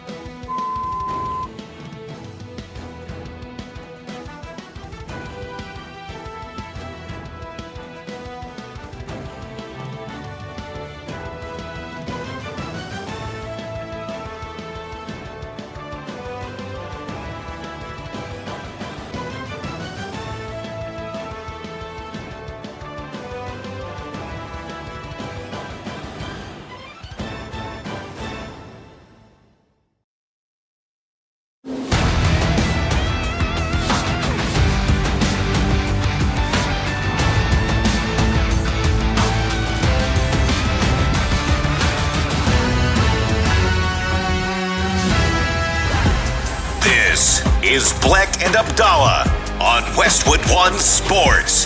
Here's Chris Bleck and Adam Abdalla. That's right, Bleck and Abdalla, each and every day broadcasting live from the city of Chicago. You know, I was just watching in the commercial break one of those videos of someone, I guess this was in Brazil. They were on a amusement park ride and it collapsed. People are like injured from it. What are you doing? I don't trust rides anymore. You sure? Was it real or was it AI? No, it was real. It's on the news. It like real news stuff too. Okay. But like it was one of those, you know, the swings that go around? Yeah. Lift you off the ground? Oh, yeah. It like fell over while people were on it. Terrible. Yeah, I don't trust rides. Raj, are you a ride guy? Do you like rides? I like rides. I'm not anti-ride. No, not anti-ride. Be careful. Thinking about you. Just be careful out there. It's been a while since I've been on a ride. I think I trust amusement park rides. There's like a new amusement park ride that crashes every day. I trust amusement park rides because those are there. The structures are there. Carny rides, not for me. Well, yeah, I think this looked kind of like a carny-like ride. Carny rides, the swings, the ones where these like the days, you know, where they have the days. Yeah, well, the summer's about to pop. Yeah, where it's like your town. Yes, and like the days will happen where it's like insert town, and then it's like that like weekend. Yes, and they're there for like 4 or 5 days, and they set up these rides in like an hour. No. Not for me. Whereas as the ride is taking place, you can see the like base of it lifting off of the ground on each side. And there's like a bolt coming loose, and the guy just takes the gum out of his mouth and is like, "Yeah, you're good." I'm like, "No, I'm not good." I've seen that before. Not for me. Bleck and Abdalla live from Chicago. Raj Sharon joins us each and every day at this time from parts unknown in Colorado. So where he's at, it would be parts unknown days. That's what he would have as the carnies roll into town. Hello, Raj. It's time for Power Rankings. Hello, fellas. It is time for Power Rankings, and today's Power Rankings have to do with the remaining 8 teams in the NBA playoffs. And let's start out, Abdalla, with this Power Ranking category. I don't know. Abdalla, who are you putting in this category? I don't know. I'm going to throw Cleveland into there. The Cavs. I don't know. I just don't know what to get from them. I don't know. I think they're gonna move on in this series. against Toronto. I think they're going to move on. I think they're going to face the Knicks. But I don't know what to get from them. I don't know if are we gonna get a big game Harden turtling where he's just not gonna show up? What? You heard me. Where he's just not gonna show up. A turtling? They're the better team in this series, but what are we gonna get from them in the next series? I don't know what to expect from Cleveland. I just don't know. I'll say this. I'm gonna give you two teams because I think they're on the same level. And it's Cleveland and Detroit. I think that series. I don't know. Either team could win this series. Either team. I don't know. I do feel like Knicks 76ers will be a good series. I think the same goes for the Timberwolves and the Spurs. I think we know that the Thunder and the Lakers will not be a good series because I think the Thunder are just going to waste the Lakers. I don't see LA putting up a fight in this series. So I think we know something about the three other second round series. Yeah. But Pistons, Cavs, I don't know. I don't know. Raj, I don't know. All right, Bleck, next up in Power Rankings, NBA playoffs, remaining teams. Bleep around and find out. Who you put in that category for somebody who bleep around and, well, you'll find out. I think it's the Thunder. I think the Thunder stand alone because I think the other series will be competitive. And that's Timberwolves, Spurs, Knicks, 76ers. I know what we saw last night. Bing bong, Knicks outside. There's people tackling J.R. Smith outside Madison Square Garden. Did you see that? The group of people? Yeah. They're all falling all over each other. They're having a great time. They win by 30. Yeah, I think the Sixers will be okay in this series. I don't know if they'll win it, but it will be competitive. I think the same goes for the Pistons and the Cavs. I think it's mess around and find out. The Thunder, they're the best team. As far as a matchup in a series goes, I think they're hands down the best team in that series. I think it's the Timberwolves. I think that the Spurs need to find a different way for Wemby to be efficient offensively in this, because if they're going to continue to have him shoot threes in this, they're not going to win this series. I know it was just a 2-point game. I understand that. But losing a game at home is big. And you have to win. This is as must-win as a must-win game can be for them in this series. You cannot go on the road down 0-2 to Minnesota. You have to win game 2. Because if they blank around and find out, they're going to find out going down 0-2 on the road to Minnesota, back in Minnesota, is going to be a problem for them, and they might find themselves out of the playoffs, and Minnesota in that. I also think I'm going to put Detroit into this situation. I think Cade Cunningham is playing well, is playing decent since he's come back from the injury in the playoffs, or since the collapsed lung so far in the playoffs, and I'll put Detroit in that category as well. I think if Detroit ends up, I know that I put I put Cleveland into that. If Detroit moves on, they're grimy enough to give the Knicks a series. Ooh, okay. I think. Grimy. So, All right, I like it. All right, next up, Abdalla, NBA playoffs, remaining teams, power rankings. Happy to be there. I'm so happy glad to be you put there, this category. Abdalla. LeBron and the Lakers. Just happy to be there. Oh, just hanging around. I can't wait for tonight when they lose by 25. Just hanging around, just waiting to get swept by by the Thunder. Just hanging around. In the context of it, though, happy to be there. If they were healthy, this team, for a large portion of the second half of the season, was one of the best teams in the NBA. I know. So I disagree. Lakers are not just happy to be there. Now, they're not healthy. And so can they extend this series enough to maybe get Luka back for a game 6 or a game 7? No. I think you know who's happy to be there. It's Detroit. I mean, they escaped through the first round. That's cool. The pressure's not on them anymore. Look at that series. The pressure is on James Harden and Donovan Mitchell. Those two guys have always underachieved in the playoffs. Wherever they're at, every step. So the Pistons, they're young. The first time they've gotten to this point, they escaped. Whew. The Magic almost took them out in game 7. They're playing with house money now. It doesn't matter. Okay. So I'm going to say the Detroit Pistons. All right, Bleck, next up, NBA playoffs, remaining teams, power rankings. Don't sleep on them. Who are you not sleeping on, Bleck? Don't sleep on them. I'm going to say the Spurs. I loved what I saw last night from the Timberwolves, but I think the Spurs have shown over the course of the season that they're one of the best teams in the NBA, and I expect them to win Wednesday night game 2, even up the series. This series will go 6 or 7. So I'm not sleeping on the Spurs. Even if you lost that first game, you only lost by 2. Congrats to the T-Wolves. I'm going to not sleep on the Spurs. Oh, man. Bing bong. Don't sleep on the Knicks. Don't sleep on the Knicks. Man, I almost added the Sixers to that list because I was going to say don't sleep on the Sixers either. But you're going overboard. If they get to the finals, if they continue to play like this,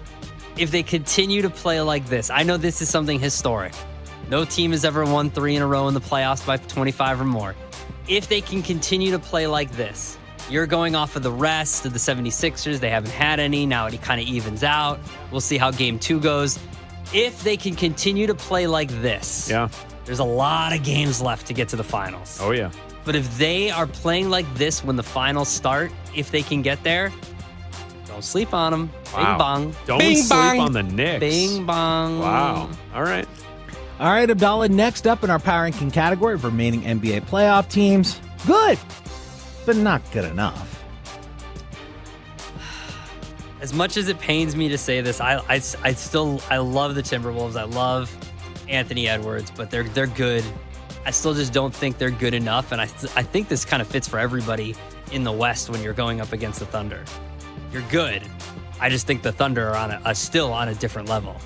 Unless someone gets injured, the Thunder are going to roll through the Lakers. I think they're going to sweep the Lakers unless, Luka Doncic can pull an Anthony Edwards and come back miraculously by game 3 and find a way. But I think it's anybody in the West. It's the Spurs might be able to give them somewhat of a series, but I just think they're just so good. I think they're going to have the rest too, because we know that if the Spurs find a way to win one of these games, the series is going to go a little bit longer than the Lakers series.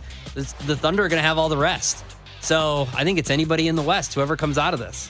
All right, and to finish that thought, Raj, it's not good enough to win a championship. Is that how we're putting it? Good, but not good enough. It's up to your interpretation, Chris. All right, good, it's the but New York not good Knicks. enough. New York Knicks. They're good, not good enough to win a championship. So that's where I'm going to put them. I think it's the Knicks. I would say, it's going to be the New York Knicks. Well, Bleck, because that leads into I our don't know last... if I'm going to say I'm not going to say that the Lakers are good but not good enough, because the injuries have torn that away. Yeah. And then Cleveland and Detroit, I just don't see them winning just hands down. Like I'm pointing out, the Knicks are good.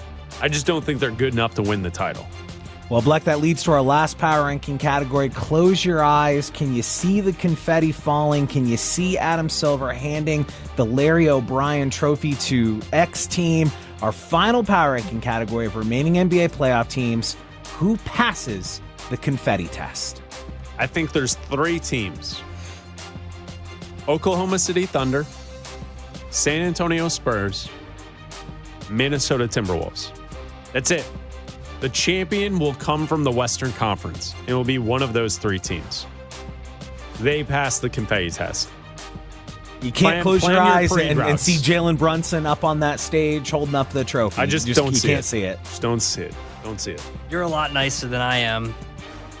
If the Thunder don't win, it is a major upset.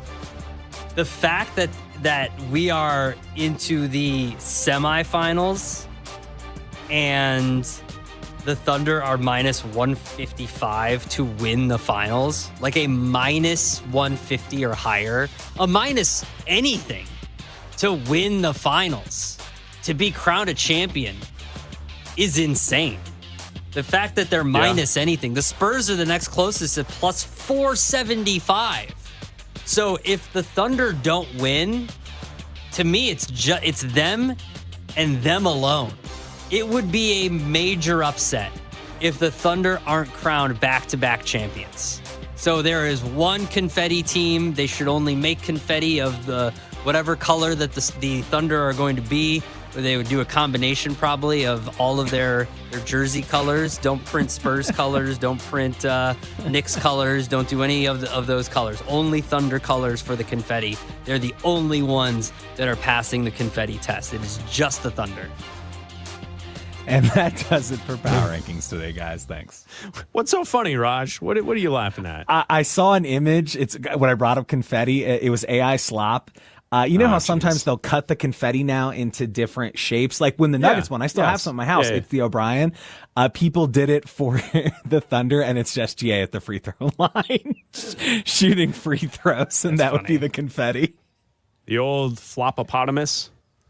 It should be him just on the ground. Just laying rolling, writhing on the ground, looking for foul calls. Yeah.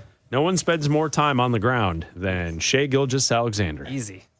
Playing basketball. Oh, okay. Watch tonight. Count how many times he falls on the ground. Ground counter? Can we get that? He just always on the ground. Are you going to do an alt cast? It's not a Thursday, but I'll just go ahead, guys. I'm going to give you an over-under. Over-under 9.5 free throw attempts for SGA tonight. Oh, I'll go over. Over. He'll shoot over. Over-under 27 times laying on the ground tonight. I think you should do an alt cast. Give me the hook, and I'm going over. Just count I every think you time he should jump falls on down. just jump on the YouTube live, just from your couch, and All just right, be sitting everyone. there and going 1, 2, 3, and just be counting, and just not even like a graphic at the bottom, just with a piece of paper, just holding it Just up. holding it up. by I think yourself. I'm like You more and Gus on the offended couch. that that Chet Holmgren is doing it now too. Like he has adopted the flopopotamus, as you put it, Black from SGA. Yeah, well, I mean, listen, he's if it infected works, with right? it too. Why not? It's thank you, Raj. Appreciate it. Thank There's you, guys. Power Rankings with Raj, sponsored by Progressive Insurance. Save on commercial auto insurance from Progressive. Get a fast quote at progressivecommercial.com. When we look back at the NFL draft, which players that were selected in the top 10, maybe top 25, were a perfect fit, a perfect match for their team? Bucky Brooks on NFL.com has one name that's the best match. Player drafted in the first round with that team. We'll tell you who that is coming up next. The Thunder and Spurs are one series away from a collision course with the MVP finalists. Are we really on the verge of a Wemby versus SGA conference finals? We're just one round away from finding out. Westwood One Sports.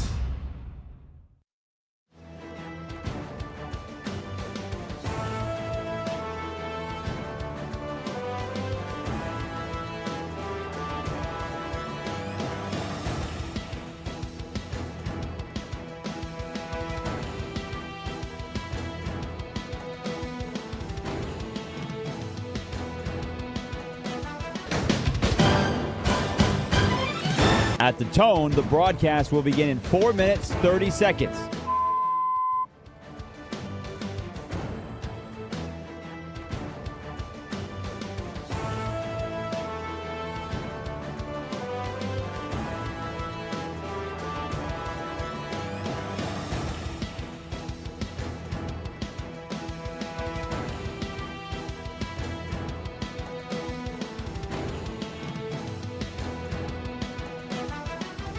At the tone, the broadcast will begin in 4 minutes.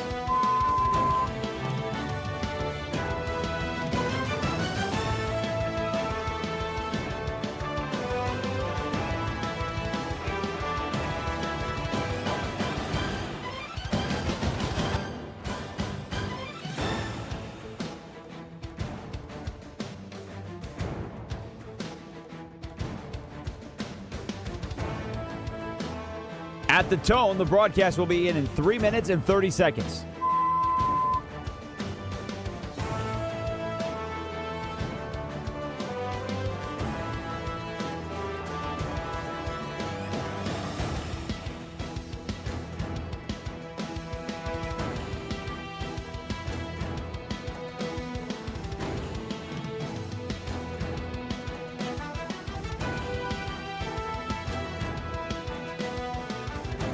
At the tone, the broadcast will begin in 3 minutes.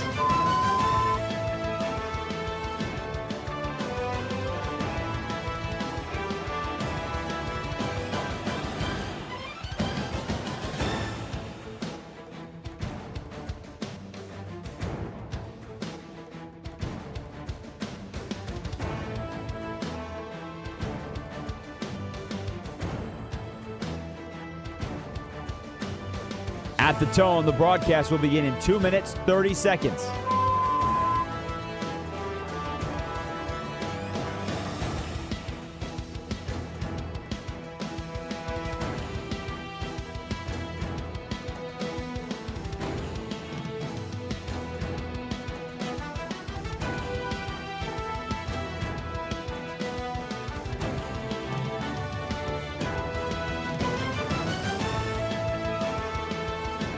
At the tone, the broadcast will begin in 2 minutes.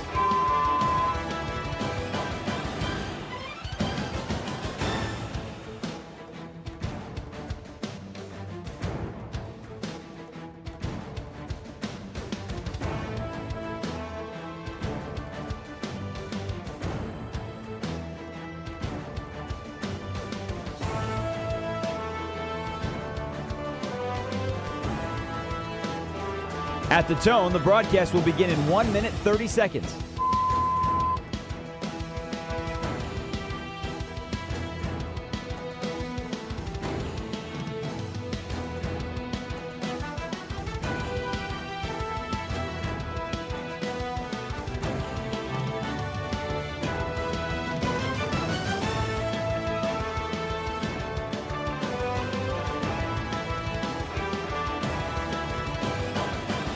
At the tone, the broadcast will begin in 1 minute.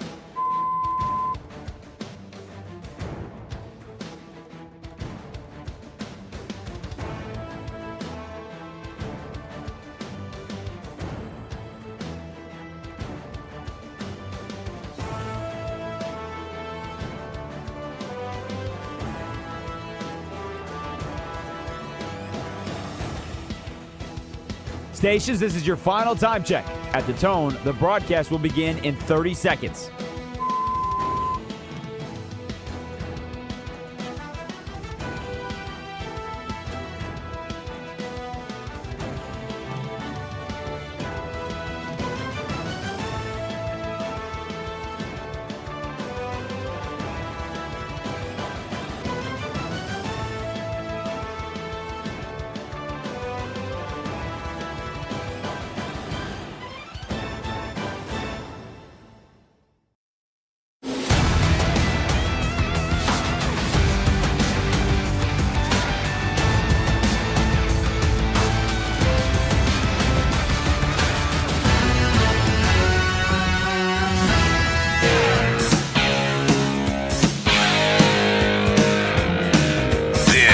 Is Bleck and Abdalla on Westwood One Sports.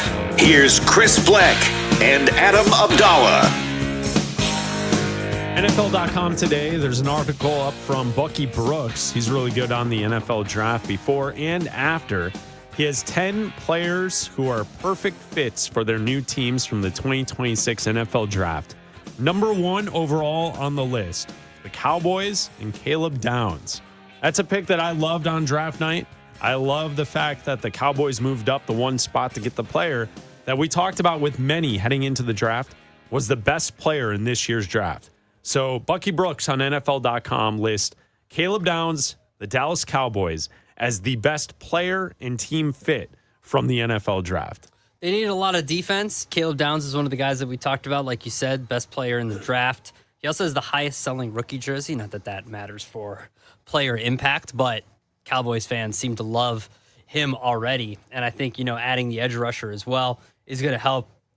They needed a ton of help on defense. One of the worst defenses in the NFL last year. And Dak Prescott was playing really well on offense. The offense was playing really well. CeeDee Lamb, even with CeeDee Lamb out for a decent amount of the season, they were playing really well. And the defense just wasn't backing it up and not helping them. So adding a lot on defense with free agency, with the draft, with Caleb Downs, and I think they're going to be a lot better. I think that they have a really good chance to win the division, and a lot of that starts with the moves that they made in the draft. As long as they hit, you got to hit, and he seems like one of the guys that can hit and make an instant impact for sure.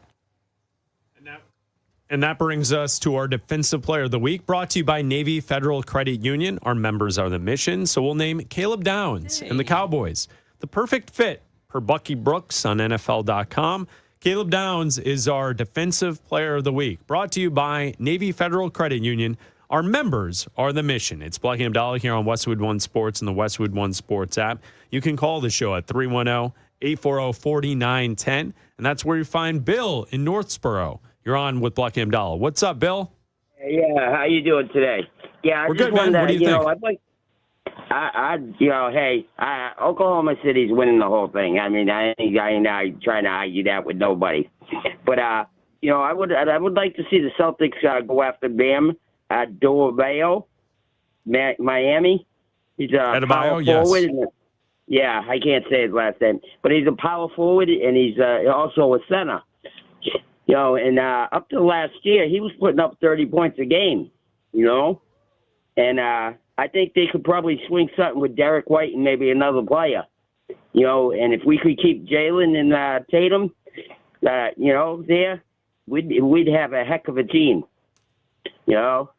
I mean, sure, yeah. Thanks for the call, Bill. Appreciate it. It's Bleck Abdalla here on Westwood One Sports. The one thing with that is Pat Riley and the Heat have come out and saying that they want to build a team around Bam Adebayo. Yeah. And then also, if the Celtics, the way their contracts are locked in, I don't know if they're going to be able to just wheel and deal like that on the fly. I think they are what they are at this moment, and they're going to have to find it from within. I think so, too. And I think, for all the talk that we had yesterday about Jaylen Brown and his comments about this being his favorite year and that coinciding with Tatum being out for most of it. So even like thinking back to yesterday, and we did talk about it yesterday on the show, it doesn't change how strange that was. And also like the setup, the pictures and the video of the live stream with Jaylen Brown sitting there in sunglasses with three dudes standing around him, all just staring at the live stream, not participating, not talking, just sitting there with their hats and their sunglasses on. It was just a weird look. The whole thing is just strange. I didn't watch the whole live stream. I want to know if they participate. Do they have bits? Do they have thing? Do they read questions? Does one of them join for 15 minutes to give power rankings? I don't know. Do they give over unders? Are they what do they do? I don't understand. They're just sitting there. I don't know. To me, it's weird. But the weirdest comments were that this was his favorite year, and that about the refs and that they have a bias against him, and they might, but I think that, and the stuff about Embiid and the rest of the league being a bunch of floppers. It's Bleck Abdalla here on Westwood One Sports and the Westwood One Sports app. I saw this story from Yahoo Sports. Fox, along with Indeed, they are launching a nationwide search to fill the position of Chief World Cup Watcher. Ooh. Chief World Cup Watcher. This role will have a salary of $50,000, and you will be tasked with watching all 104 FIFA World Cup matches spanning across 39 days this summer for the tournament. Chief World Cup Watcher, $50K. All you have to do is sit there and watch every match for the entire World Cup. Okay. Is that a challenge? That sounds easy. It's easy. I've already submitted my application. Have you? Yep. Yeah, I've already made it through the first round of screening. That's nice. They asked me if I know ball. I said yes. Did you watch soccer? I watched soccer. Yeah, Okay. yeah. Watched a horrible game yesterday for Manchester City for my squad. How'd that go yesterday? I tell you what, man. And the fact that there were 4 goals scored in a span of 10 minutes of game action was pretty awesome. They had a chance and they're bottling the league. Anyway, with the games, the first games usually of the day will be starting right as we go off the air. So 3 Eastern Yeah. every day? Yeah. Fantastic. We can do this. I can do this. Of course we could. I can do this. Wait, why? I don't understand. Why do they need someone to do that? I don't understand. $50,000 to watch every match? That sounds easy. Yeah. This shouldn't be paying someone that. Now, why are you taking jobs from hardworking Americans like me? Is this like a Mr. Beast situation? Probably. Where they're going to lock this person in a room? No. And they only get water and it's gonna astronaut food for the entire duration of the World Cup. It's 39 days of not being able to eat or drink, but you have to sit there and just watch. It's a glass box. You have your eyes held open like it's a Clockwork Orange. That's fine. And they're just force feeding you soccer. As long as I can get a Comrex so I can continue to do the show with you we'll be guys. Good. We'll be good. Oh, okay. I see how it is. Yeah, but I mean, we'll be fine if you can go. If you're going to take this job, we're good. I mean, it's only what, a month? No, it's like 6 weeks. But you wouldn't need to. You could watch the matches the moment the show ends. There's nothing wrong with that. That's my point. I don't need to take the time. I can just be. Well, you have to be in Times Square. That's my point. Oh, are they? So they have a location for this? It says that they're building something in Times Square. So it's going to be like a viewing hut. Yeah, this is going to be like a David Blaine. I'm wondering Mr. Beast if you're thing. locked in there. See, yeah, in this glass enclosure in Times Square. Or do you just go in there during games and then you leave after the games? Because I think they want this chief ball watcher phrasing to have you so other people can show up and watch these games in Times Square and no one while knows you're watching. No one knows how to watch balls like you do. I'm a chief ball watcher. Soccer balls. I'm going to watch all the soccer games, all the matches. I will say when I see this stuff online, the Beast, Mr. Beast stuff. Yeah. Sometimes I think to myself, well, I would do that. Hey, you got to spend 100 hours with your ex in the same department store that's been hollowed out. And you've got to put together a grocery list that is $1,000 a day of dog food and cat food. Can you do it? I saw one where it was like you had to spend 100 days locked in a grocery store, and you had to just be away from your family. Yeah. And if you stayed in there, you won like $500,000. Yeah, for the family. Wait, who's saying like I can't do that? Some people. It's 3 months. 3 months is a long time, man. Sure, but what does it matter? It's just time. What do you mean it doesn't matter? Okay, but here's my point. When you get to the end of it, it doesn't matter. But it may be a little tedious when you're sitting in the grocery store for day 72. Cabin fever, man. Nah, you walk around in there. Nope. We all lived through the COVID era when you had to stay inside. You didn't. You could do anything. You did not. We went to work every day, man. Yeah, you and I did, but most people did not. That's my point, is you don't know. You and I don't know what it's like to be... Some of those things I feel like I could do. Okay. I think you should. Or like, did you see the one where the guy had a house? Mr. Beast built a house, and it was like in this little... it was in this... space. Yeah.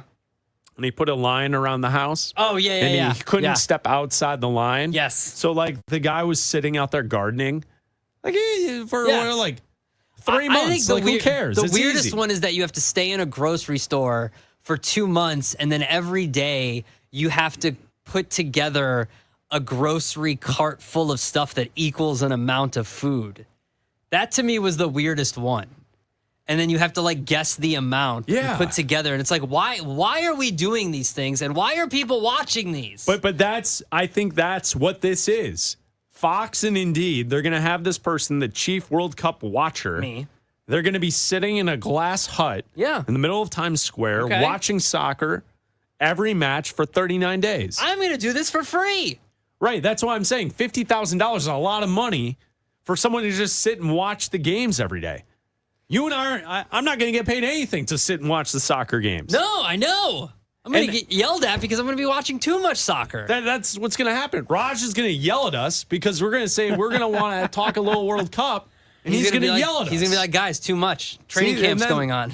So I just saw that. It was interesting. $50,000. That's a lot of money. Recap. The Knicks beat the 76ers last night. That's coming up next.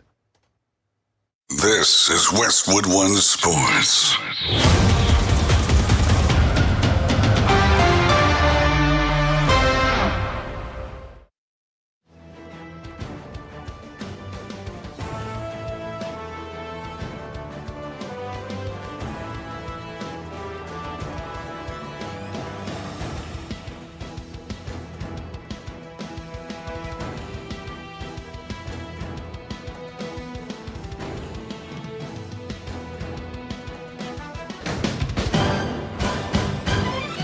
At the tone, the broadcast will begin in 4 minutes, 30 seconds.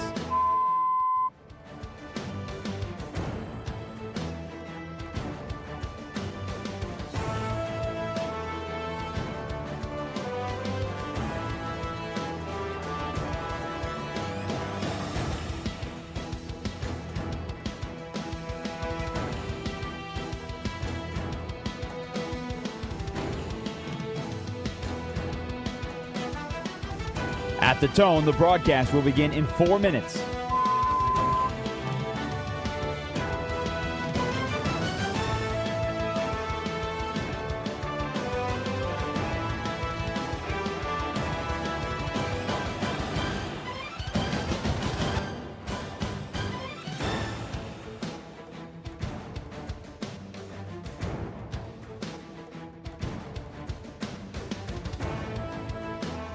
At the tone, the broadcast will be in 3 minutes and 30 seconds.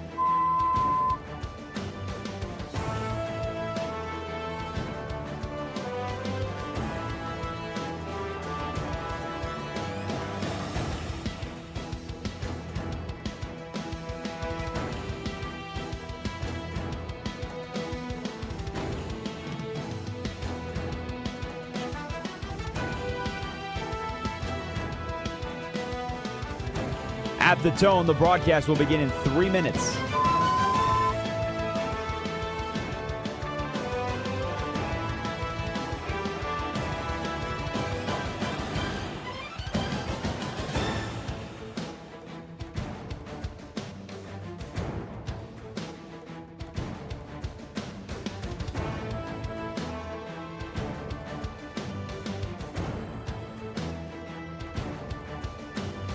At the tone, the broadcast will begin in 2 minutes, 30 seconds.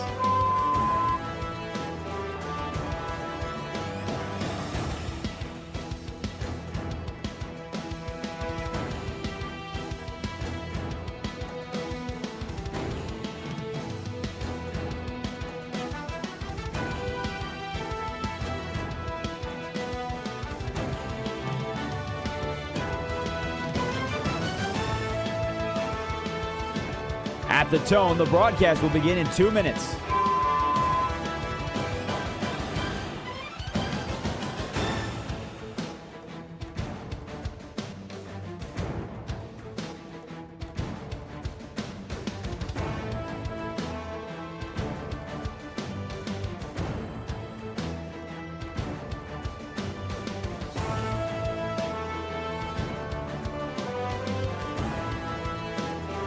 At the tone, the broadcast will begin in 1 minute, 30 seconds.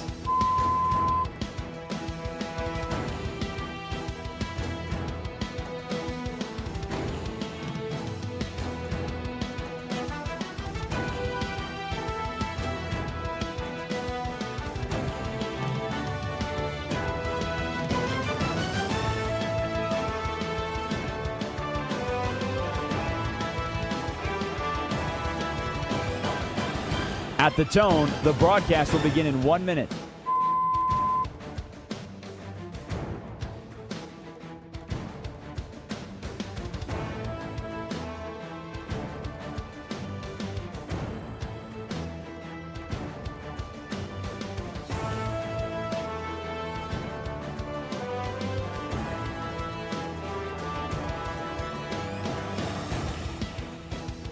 Stations, this is your final time check. At the tone, the broadcast will begin in 30 seconds.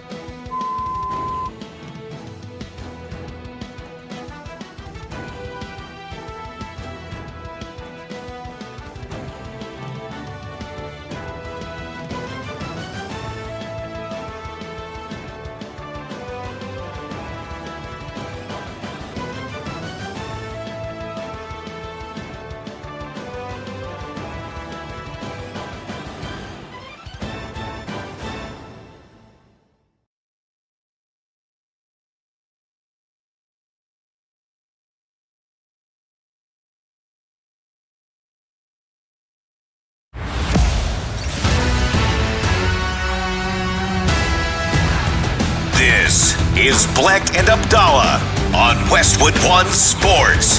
Here's Chris Bleck and Adam Abdalla. That's right, Bleck and Abdalla on Westwood One Sports, the Westwood One Sports app, SiriusXM Channel 375, and all of our great radio affiliates around the country. I'm Chris Bleck along with Adam Abdalla, broadcasting live from downtown Chicago, on the air until 3 Eastern.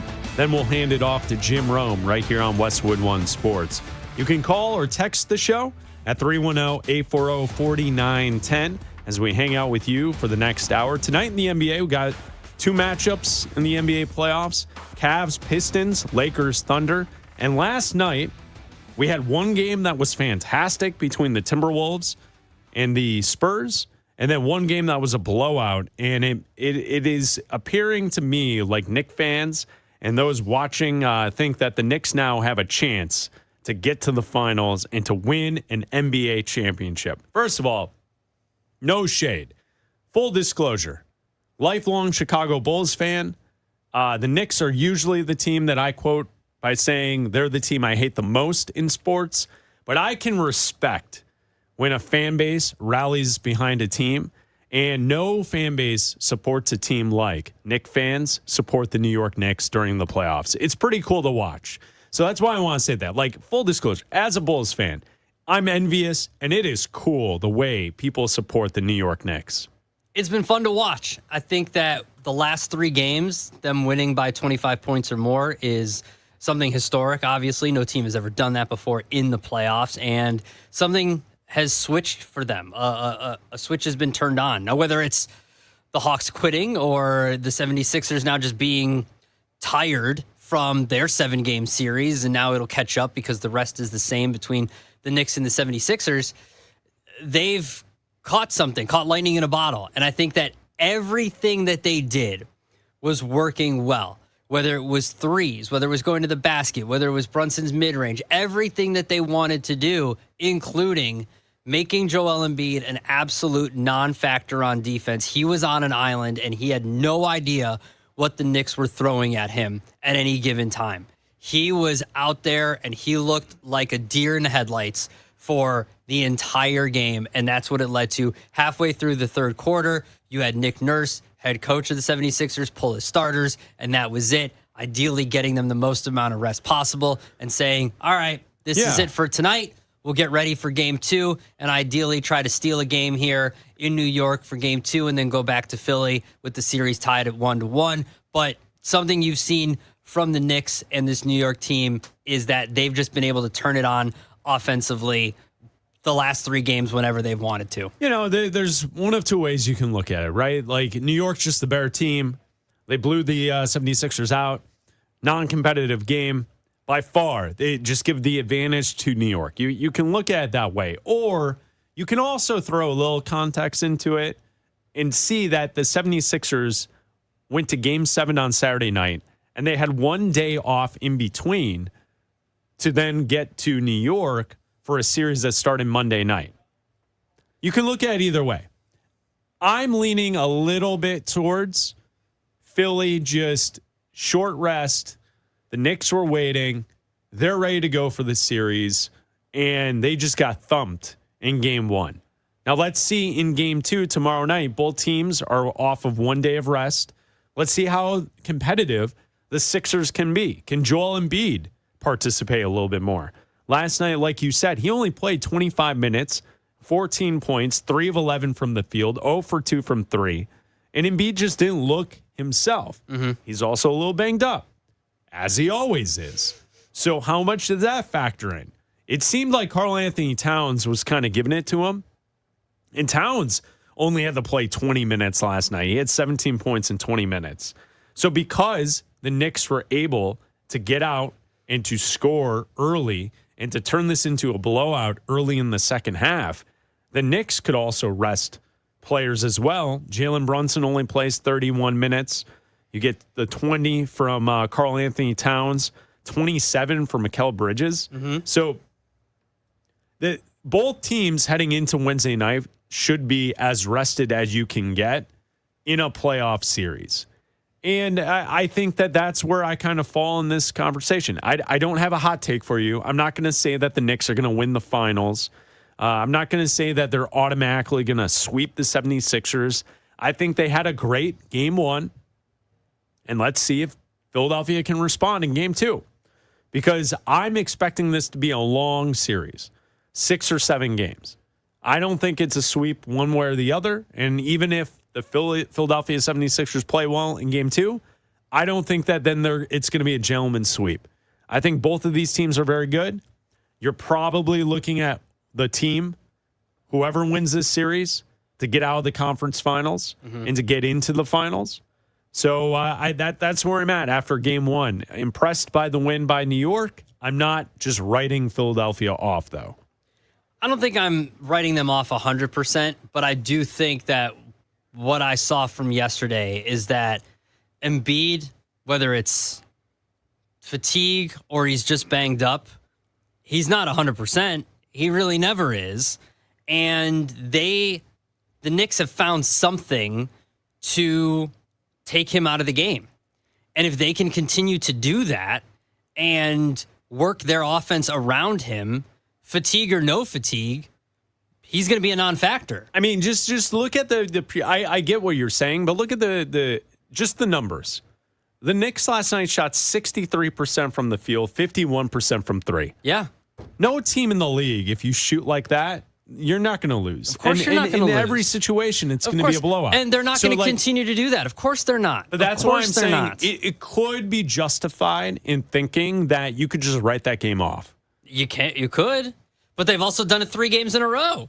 And that's fair. And Philadelphia has to play better defense, 2 4s, tougher shots. So then the Knicks are not shooting 51% from 3. Yeah, this could also be the Knicks win game 2, and then they go to Philly, and the 76ers win those 2 games. And like you said, this could be a 6 or 7 game series. I'm going off of what I saw and have seen the last 3 nights. I think that nobody's beating the Knicks. I think the Knicks are going to go to the finals. I don't think they're going to win the finals. I think the only teams that can beat the Knicks right now are the Spurs or the Thunder. Those are the only 2 teams I think that can beat the Knicks right now. I think they found something offensively. I think that the last few games, too, they've been able to lock down defensively. I don't know it's whether the comments about them in the media or whatever it is, but they've been able to turn it on defensively and actually been playing better defense. So I just think that they have reached a turning point and flipped a switch where they've been able to score at will in the last 3 games, and I think that continues, whether it's a long series or not. I don't think that either of the 3 teams left in the East besides the Knicks are going to beat them. I don't think any of them are going to beat them. I think they're going to represent the East in the conference, in the NBA Finals. And one of the teams in the final, I don't think they're good enough to win the NBA Finals, but the Spurs, or the Thunder, whoever makes it out of there, are probably going to beat them. I just don't think they're that good. Those teams are better than them, but I don't think anybody in the East is better than them right now that's left. It's Bleck Abdalla here on Westwood One Sports and the Westwood One Sports app. This series itself, Knicks 76ers, there's only 1 day off the rest of the way except for before Game 7. So it's every other day for Game 2, 3, 4, 5, and 6. In between 6 and 7, you have a 2-day off spot. So, it's going to be back and forth every other day, which is always interesting to me. Like the NBA kind of stretches out the first round, and then we get to the second round, and it's a compact 2-week situation where it's every other day. Yeah. And then we get to the conference finals where the 2 conferences flip back and forth every other day until we get to the NBA finals. So great basketball there. So the Knicks win 137-98.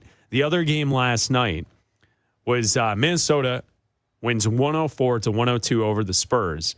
And it just seems like the Timberwolves are a tougher team. They have got the veteran leadership where they're okay taking a punch or two from a young Spurs team when a big 3 would go down. The crowd would go nuts. Here comes on the other end.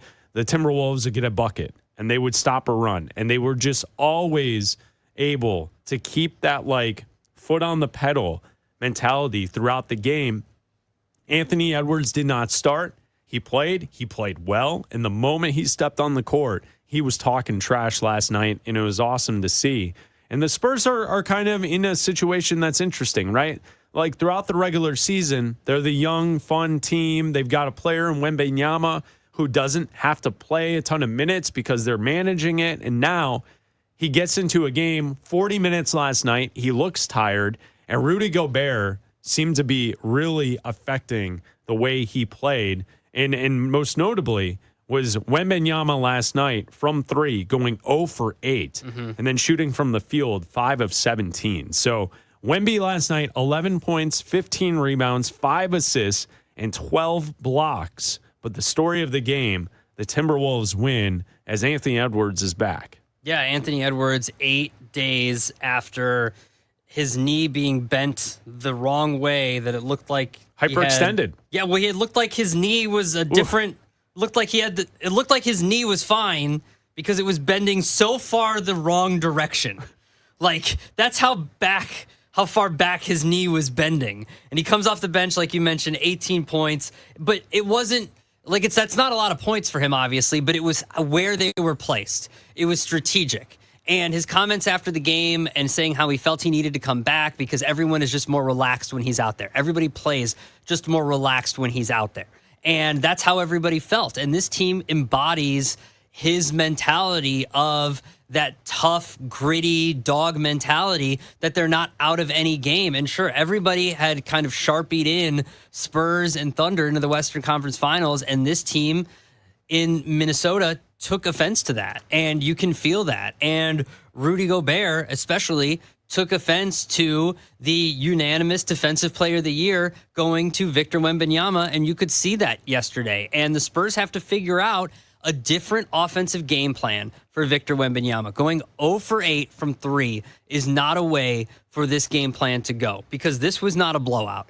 If Wembanyama goes to the basket a few more times, goes to the free throw line a few more times, this is a different basketball game. If Rudy Gobert gets into foul trouble, if he goes against Wemby and maybe gets one more foul or two more fouls, this is a different basketball game. And so that is what the Spurs have to try to do. You can't just stand in the corner or stand on the outside if you're Wembanyama and shoot threes. That's not how you're going to win this game. That's not how you're going to win this series. So they have to adjust. The Timberwolves stole a game. This game tomorrow night is a must-win for San Antonio. You can't go to Minnesota down 0-2. You can't. Yeah, I agree with you. You can't go down 0-2. Yeah. So you have to win this game, and it starts with the Defensive Player of the Year having a better offensive game because he had 12 blocks. He set a record for blocks in a playoff game with 12. Man. And that's great. That's good for him, but he needs to be better offensively in order for this team to be effective. Were you okay last night with the fact that the television partners for the NBA had one game on over-the-air broadcast on NBC and the second game was on Peacock? Now, if you have YouTube TV, the game is still on TV. Yes. What NBC does is they use NBC Sportsnet to air everything that's on Peacock. So that goes the same for the Premier League. It's the same for the NBA throughout this season. So, I didn't have to switch and go to the stream on Peacock because I have YouTube TV. Mm-hmm. So I just went to the channel, NBC Sports. Are you okay? Some people were upset last night that the second game was not on NBC proper. The big Peacock there, right there, the legendary NBC broadcast. I have a different issue with it. Why were the games overlapping?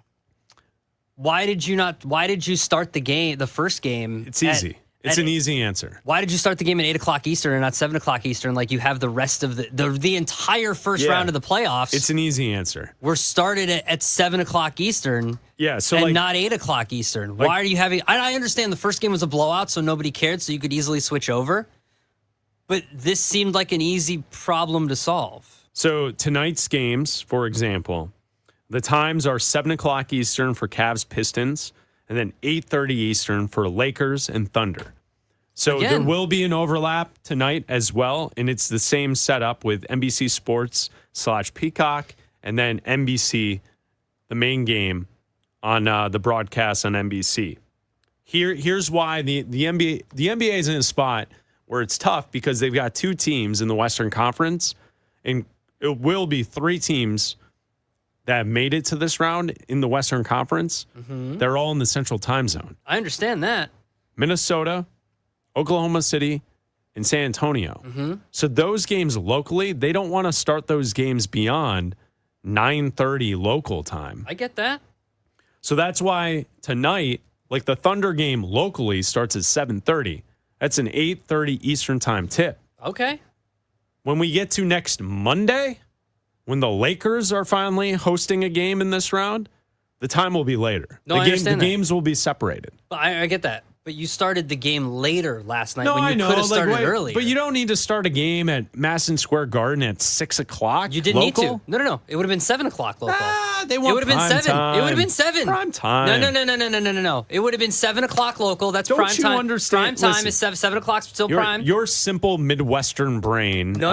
Don't you understand that East Coasters they got the hustle and bustle and No, they're 7 doing o'clock. stuff and the city that never sleeps. Come on, they've got business meetings. If it's and never sleeping, then what difference does the time make? happy hour. You could have and still done 7 o'clock. weekends in the Hamptons. They got all kinds of stuff out there. Tonight you could do 7 o'clock and you could do 9:30 Eastern. It's still an 8:30 local tip. Don't be a simpleton, I'm not. simple Midwesternton, flyover state I am here in absolutely Chicago. not. I'm saying that why can't you start at 7 o'clock Eastern? Does it really matter? Does that really bother you? If people are complaining about it not being on People complain about everything. okay, and I'm complaining about something.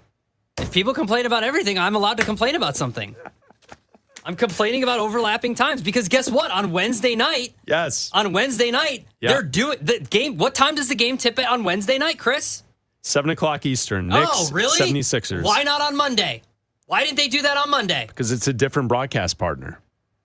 So what difference does it make? Do you NBA really want to know the difference? The The NB difference is the the N- late local news. That's the difference. But the NBA For can all those people that are still watching that's the difference. The NBA can set it. The NBA, Adam Silver can come in and just say, No, this but- is what we're doing. I don't care. Nobody watches your late local news.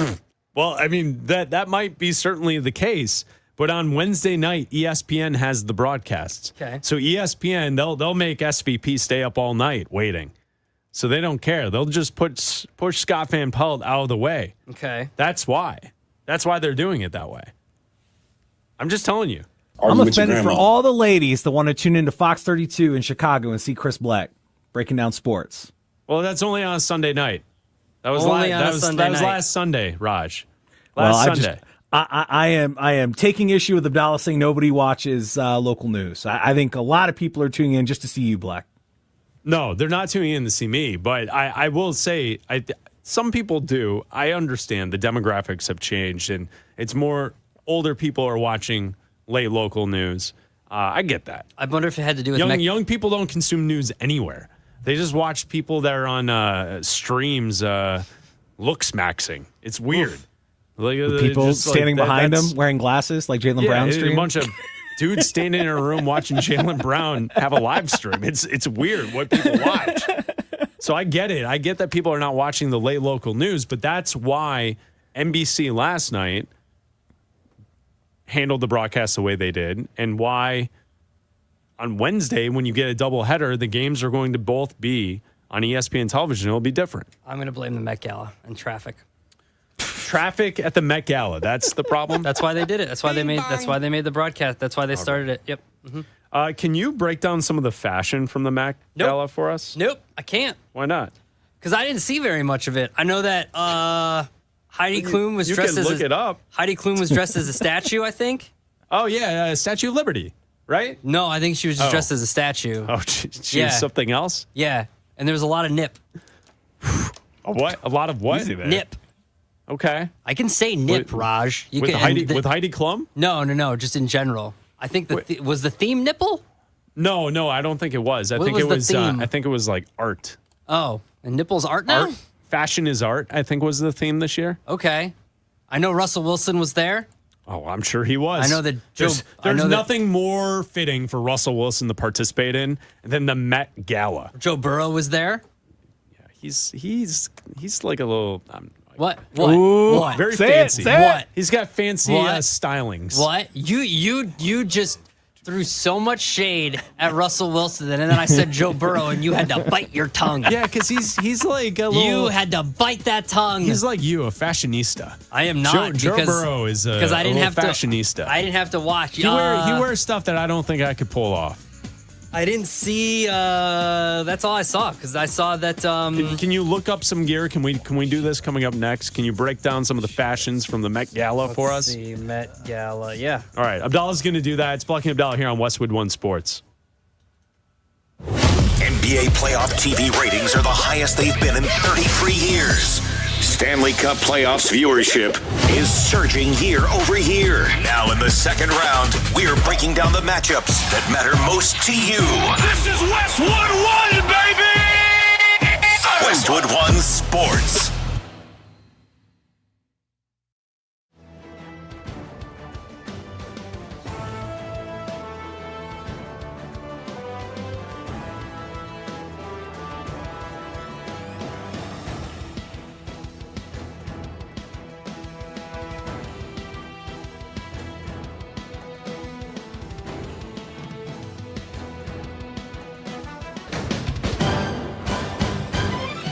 At the tone, the broadcast will begin in 4 minutes, 30 seconds.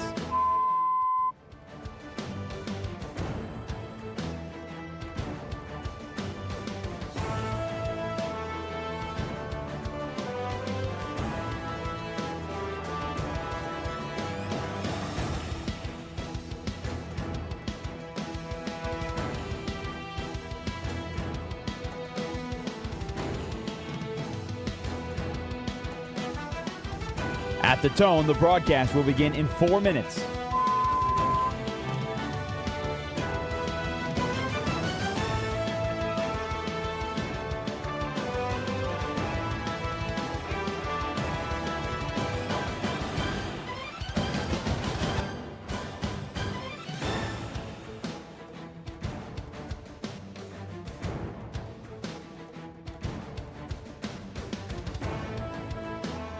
At the tone, the broadcast will begin in 3 minutes and 30 seconds.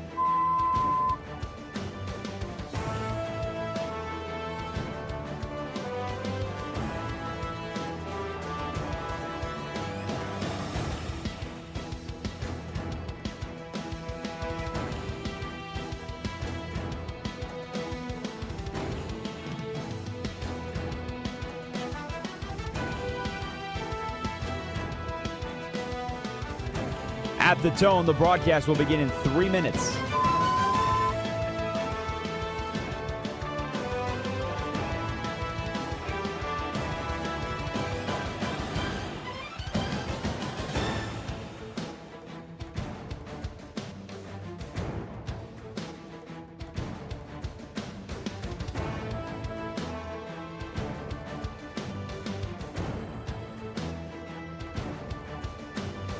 At the tone, the broadcast will begin in 2 minutes, 30 seconds.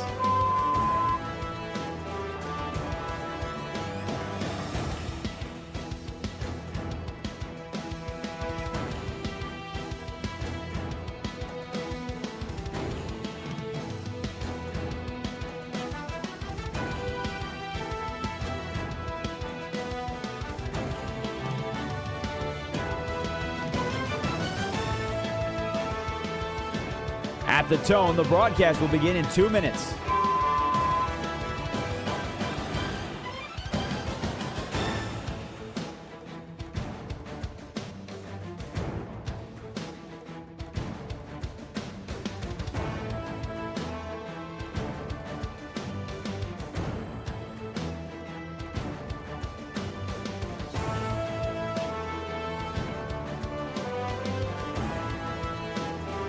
At the tone, the broadcast will begin in 1 minute, 30 seconds.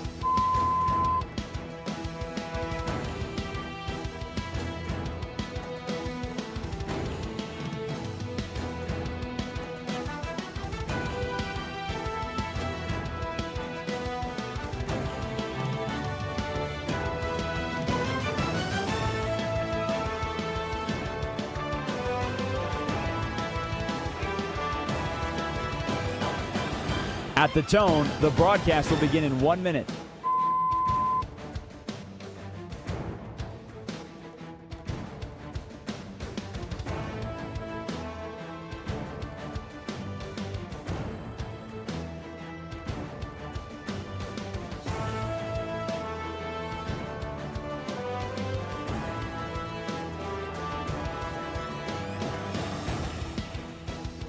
Stations, this is your final time check. At the tone, the broadcast will begin in 30 seconds.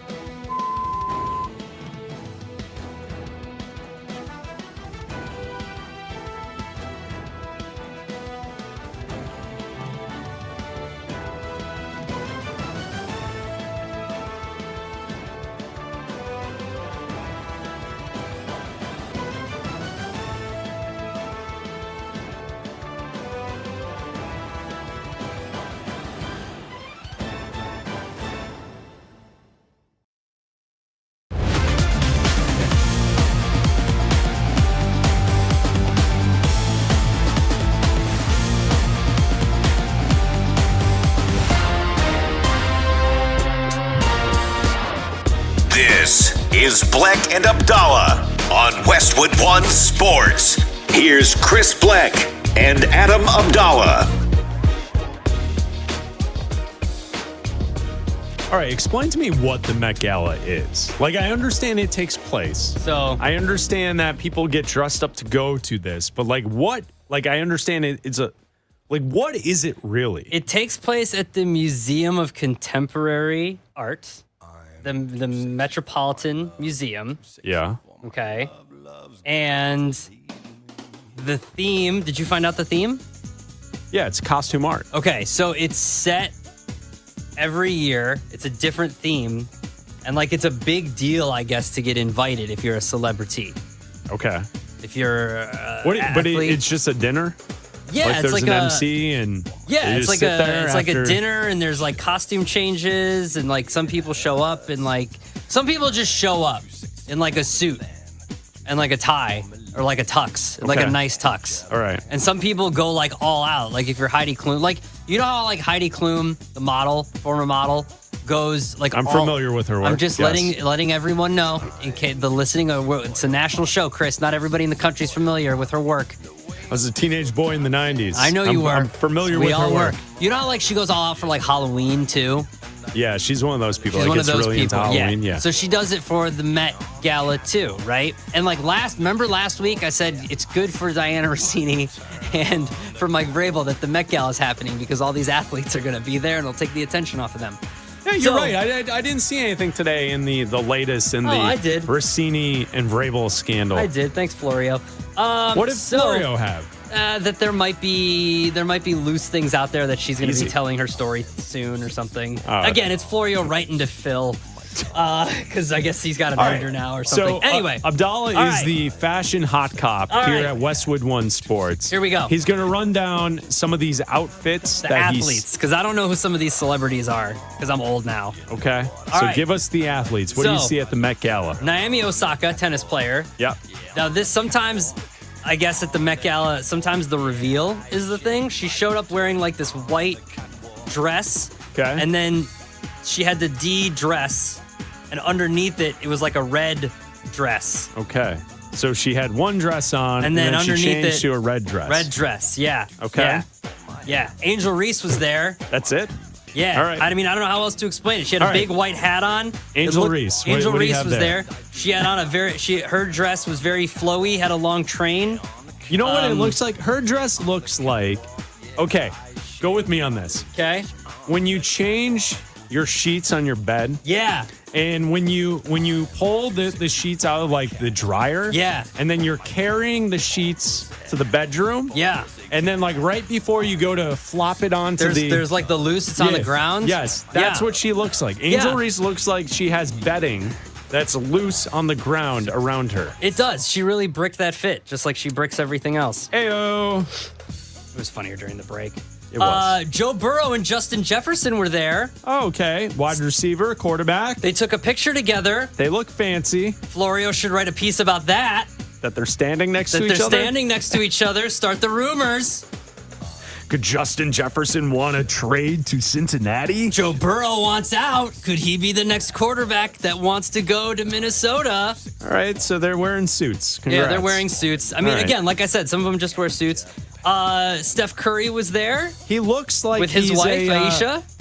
Steph Curry looks like a Jedi. He he looks like a Jedi meets John Wick. He's wearing a suit with a hood. He's wearing a hoodie suit. Right, but do you see what I'm saying? He looks like a John Wick And Jedi. You know how it was fashionable to wear the hoodie under the suit? Yeah, people still do that. He's not doing that. This is a suit Over. Yeah, it's that looks like it has a hoodie like on it. Okay. I don't All like right. it. Not All for right. me. Not for Russell Abdalla. Wilson is there looking like Fat Elvis. Explain to me how else it looks. It's a white suit with gold stuff all over Yeah, it it. looks like wings. He's got white Like gold eagle wings on it. on the It shoulders. looks like something Fat Elvis would wear. And he's wearing a vest, but no shirt under the vest. Yeah. He's going vest and jacket. He's wearing it. Looks like something that Elvis would wear before Yeah, that's true. he supposedly died. Some All right. people don't believe he died. What do you mean? What? Some the hell are people you talking don't. about? Some people don't believe Elvis is dead. What's he, a Highlander? Yeah, some people. If he was some people alive now, believe. how old would Some he people be? believe he's on like an island with Tupac somewhere. Wouldn't he be like 106 years old or something? No. Elvis would be like in his 70s or something like that. No way. Yeah, dude. Elvis. He was born in 35. Okay, so he'd be like 90.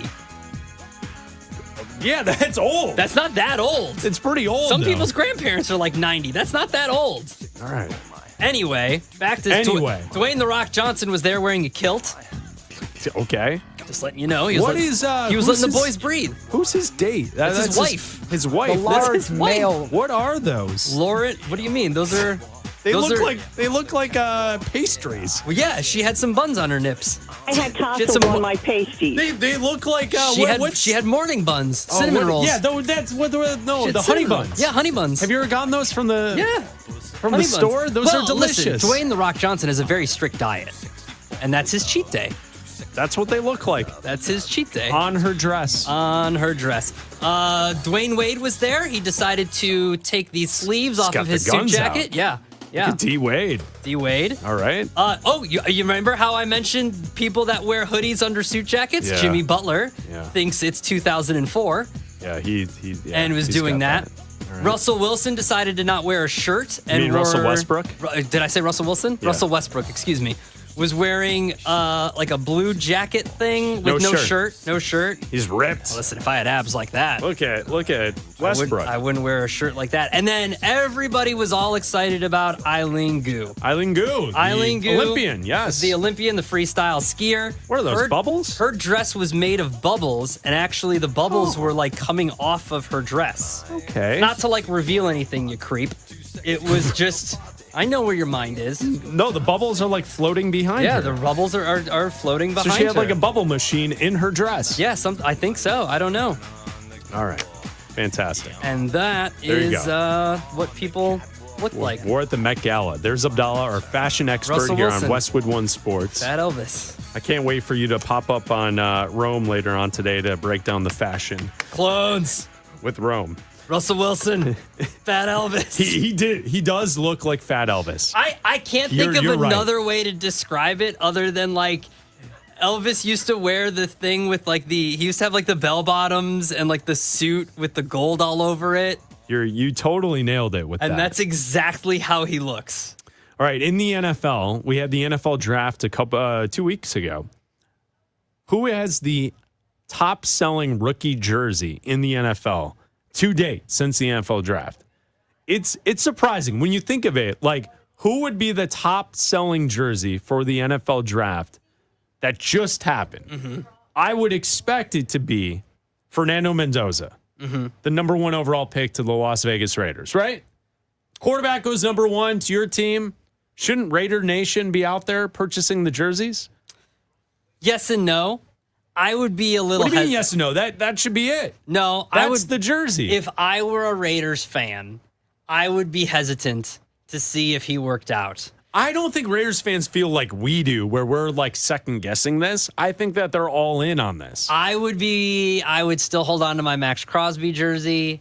There's a lot of historic players that I would be buying first. I think that it would be risky to buy a Mendoza jersey right now. All right, Fanatics has announced on Fox Sports the 10 best-selling rookie jerseys after the NFL draft. The number 1 jersey that has been sold since the draft is Caleb Downs to the Dallas Cowboys. That, to me, is surprising. A defensive player who was selected 11th. I don't think it's surprising. Cowboys fans love their players. They're America's team still. People think that they are. And Cowboys fans, Mendoza's 5th. Listen, you got to get a fit off with your jean shorts, man. That's Cowboys fans. They love that. They wear the long jean shorts. They wear the Cowboys jersey. They wear the Cowboy. Is that the fit? The Cowboy fitted. Yeah, that's what they do. I'm shocked that Caleb Downs is number 1. I'm not. We talked for a month about how he's the best player in the draft. Yeah, and you should certainly be excited if you're a Cowboy fan, you landed him. But to pass up a quarterback who went number 1 overall? No. So, but I think this says more. it says less about Caleb Downs than it says more about Fernando Mendoza. Yeah, because in any other draft, he wouldn't have been drafted, maybe even in the first round. There's he might not even start. Kirk Cousins might be starting. You might have you might be buying a backups jersey. Am I seeing this correctly? That Drew Aller, his jersey's been sold more than Fernando Mendoza? You are seeing that correctly. So Aller is 4th. Yep. Mendoza is 5th. Which is wild because while we were in Pittsburgh. What? While we were in Pittsburgh for the NFL draft, walking around, I saw no less than 1 billion Steelers jerseys. Now, I could somewhat understand because it's a kid that played in an area where there are a lot of overlap, right? There's Penn State fans, there's Steelers fans. Yes. I could kind of see that. His family bought the first 1,000. That's crazy. But I didn't see a single Aaron Rodgers jersey from last year when he played. No, you're right. So you're telling me that there are more people out there that own Drew Aller jerseys than Aaron Rodgers jerseys, maybe, perhaps? That to me is nuts. Yeah. Yeah. And I'm actually surprised that maybe just because there's not a lot of Cardinals fans out there, because you know that Jeremiah Love is going to be your guy for a while. I would imagine. Yeah. Like Jeremiah Love is going to be your guy. And he's an exciting player to root for. Absolutely. So a game-changing player. He's all the way down at number 7. Yeah. That to me is to see Drew Aller at 4, Mendoza at 5, and that Caleb Downs is number 1. Yeah. That is definitely surprising. Well, there's 2 Cowboys players in the top 3. Their linebacker, Malachi Lawrence out of UCF. Yeah. Is number 3. They love their defensive players. All right. Shout out to Cowboys fans. They already all have a Dak Prescott jersey. Okay, yeah, that's true. They all already have a CeeDee Lamb jersey. It's Bleck Abdalla, sponsored by Progressive Insurance, protecting your business vehicles 24/7. See if you can save at progressivecommercial.com. We preview tonight's action in the NBA. Can the Lakers put up a fight against the Thunder? We'll talk about that next. Aaron Rodgers still hasn't decided if he's returning. I thought at this point we would have known by now that he was going to play. If the future Hall of Famer walks away, the Steelers will turn to a quarterback competition featuring Drew Aller, Will Howard, and Mason Rudolph. Not the plan, but is it their future? Westwood One Sports.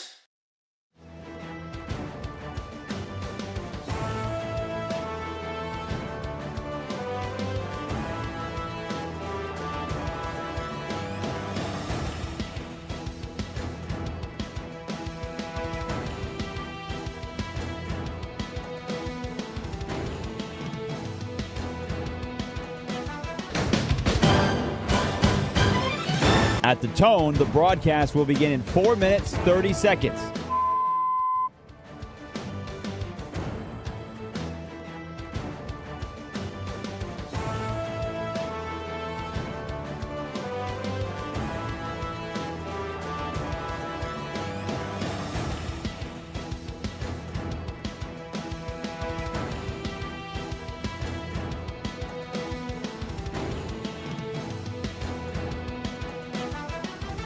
At the tone, the broadcast will begin in 4 minutes.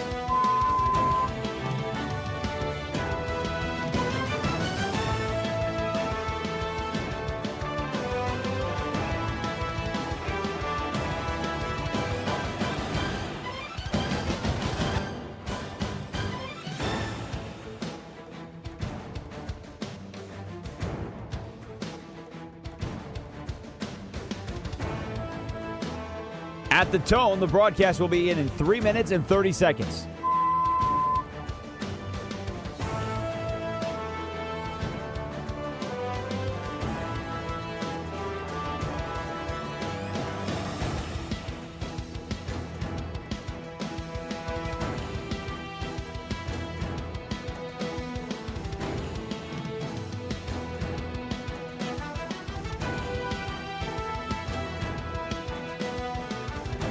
At the tone, the broadcast will begin in 3 minutes.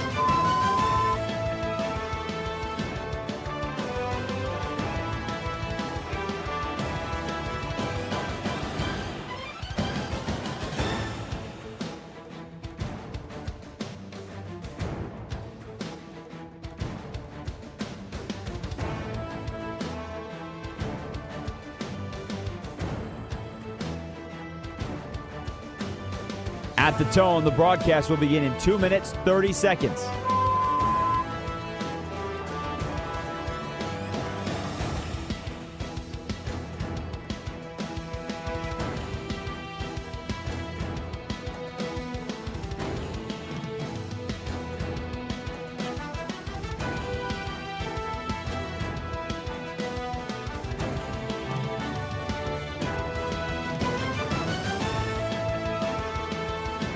At the tone, the broadcast will begin in 2 minutes.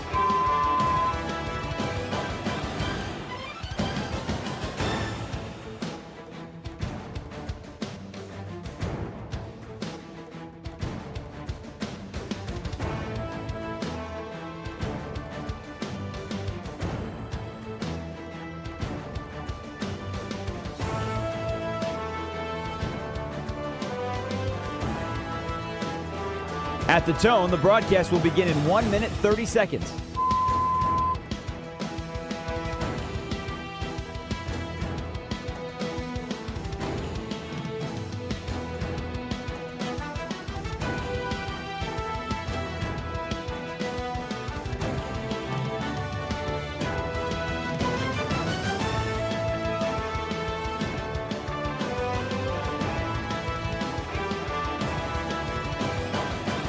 At the tone, the broadcast will begin in 1 minute.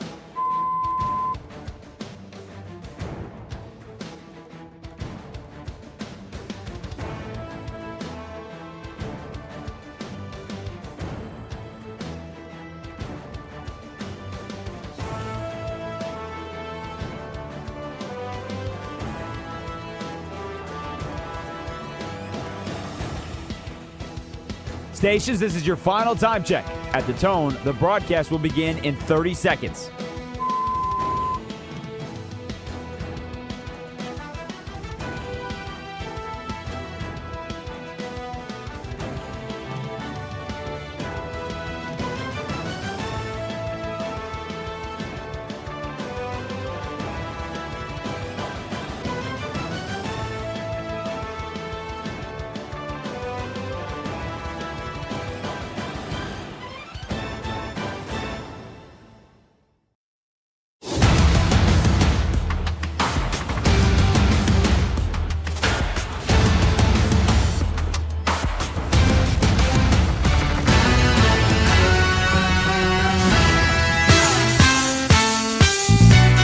This is Bleck and Abdalla on Westwood One Sports.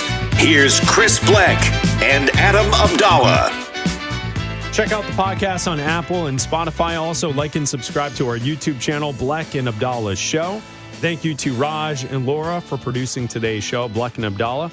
Jim Rome's coming up in 16 minutes right here on Westwood One Sports.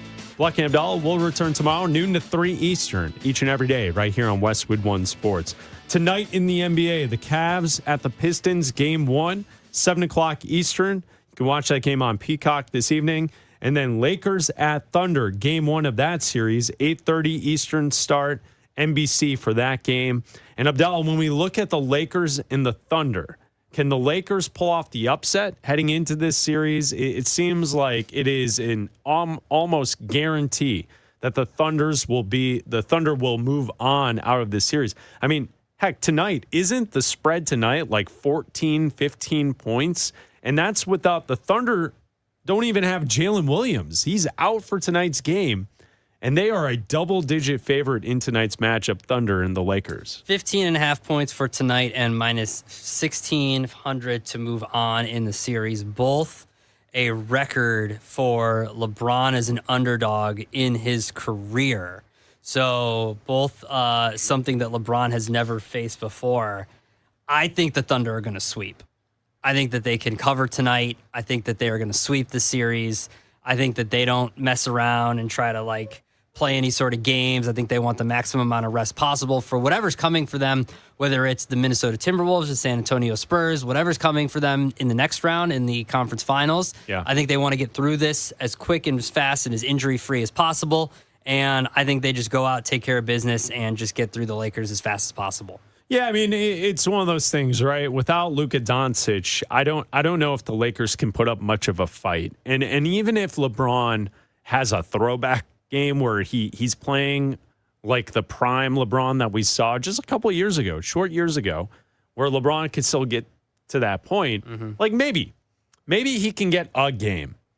But Oklahoma City, from top to bottom, with that roster, they're so dangerous and they're so good. And Shai Gilgeous-Alexander is so good at creating contact and then selling it to the officials to then get free throws and then allowing his teammates to kind of thrive off of that. I mean, they are just such a good team. And it's just, when you look at the overall story of what this is at this moment, it's surprising to me that we have a returning champion who had a regular season the way the Thunder had, with a guy who's likely to win his second MVP in Shai Gilgeous-Alexander. And they're essentially a team that nobody pays attention to. The only time we ever talk about the Thunder are to complain about the flopping from Shai Gilgeous-Alexander. You know, people aren't saying that this is one of the best teams ever, even though statistically it's kind of pointing to that this is one of the best runs we've ever seen. And if you look at the last 3 years in totality, the Thunder have won more games in the last 3 years than I think only a couple of teams in league history have won to this point. Yeah. And we're talking about like all-time great teams. We're talking about that Warriors team, the 2015-16 teams. We're talking about the Bulls from the 90s. You know, we're talking about the teams of the Celtics in the 80s. Like, that's what this Thunder team has kind of done to this point. And that's what LeBron and the Lakers are up against. And so LeBron's going to need help. He's going to need Ayton to play well. He's going to need Austin Reeves to play well. He's going to need Marcus Smart to play well. I mean, he's going to need those around him to have great games if they're just going to pull off a game. Like, we're not even talking about whether or not the Lakers can advance, because I agree with you. I don't think they can. I don't think they can even get a game. I don't see it happening. I just don't. I think that you're going to get 15 to 14-point spreads every single night. I think that the Thunder are just going to get there and take care of their business. They're a great defensive team. They're a great offensive team. I think you're just going to see them just dominate on every aspect of the floor. LeBron's going to be there trying to do as much as he can. And then, you know, what you see from LeBron is, yes, he plays and he fights, but there's a certain point in LeBron when he knows it's over and he just goes, okay, I'm going to sit back and just kind of dish out to everybody else now and just bide my time. He and then can't that's do kind it of all himself anymore. No, he can't. No, Where he once was able to do it, and this isn't a critique on his overall game. It is so impressive that he's 41, still getting it done the way he is. It absolutely is. You know, like, at the end of the day, we are going to look back at LeBron's career. He's going to be the all-time compiler.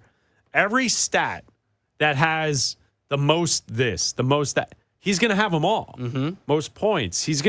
Everything LeBron will own, because he has been able to keep his body right for an extended period of time. Yeah.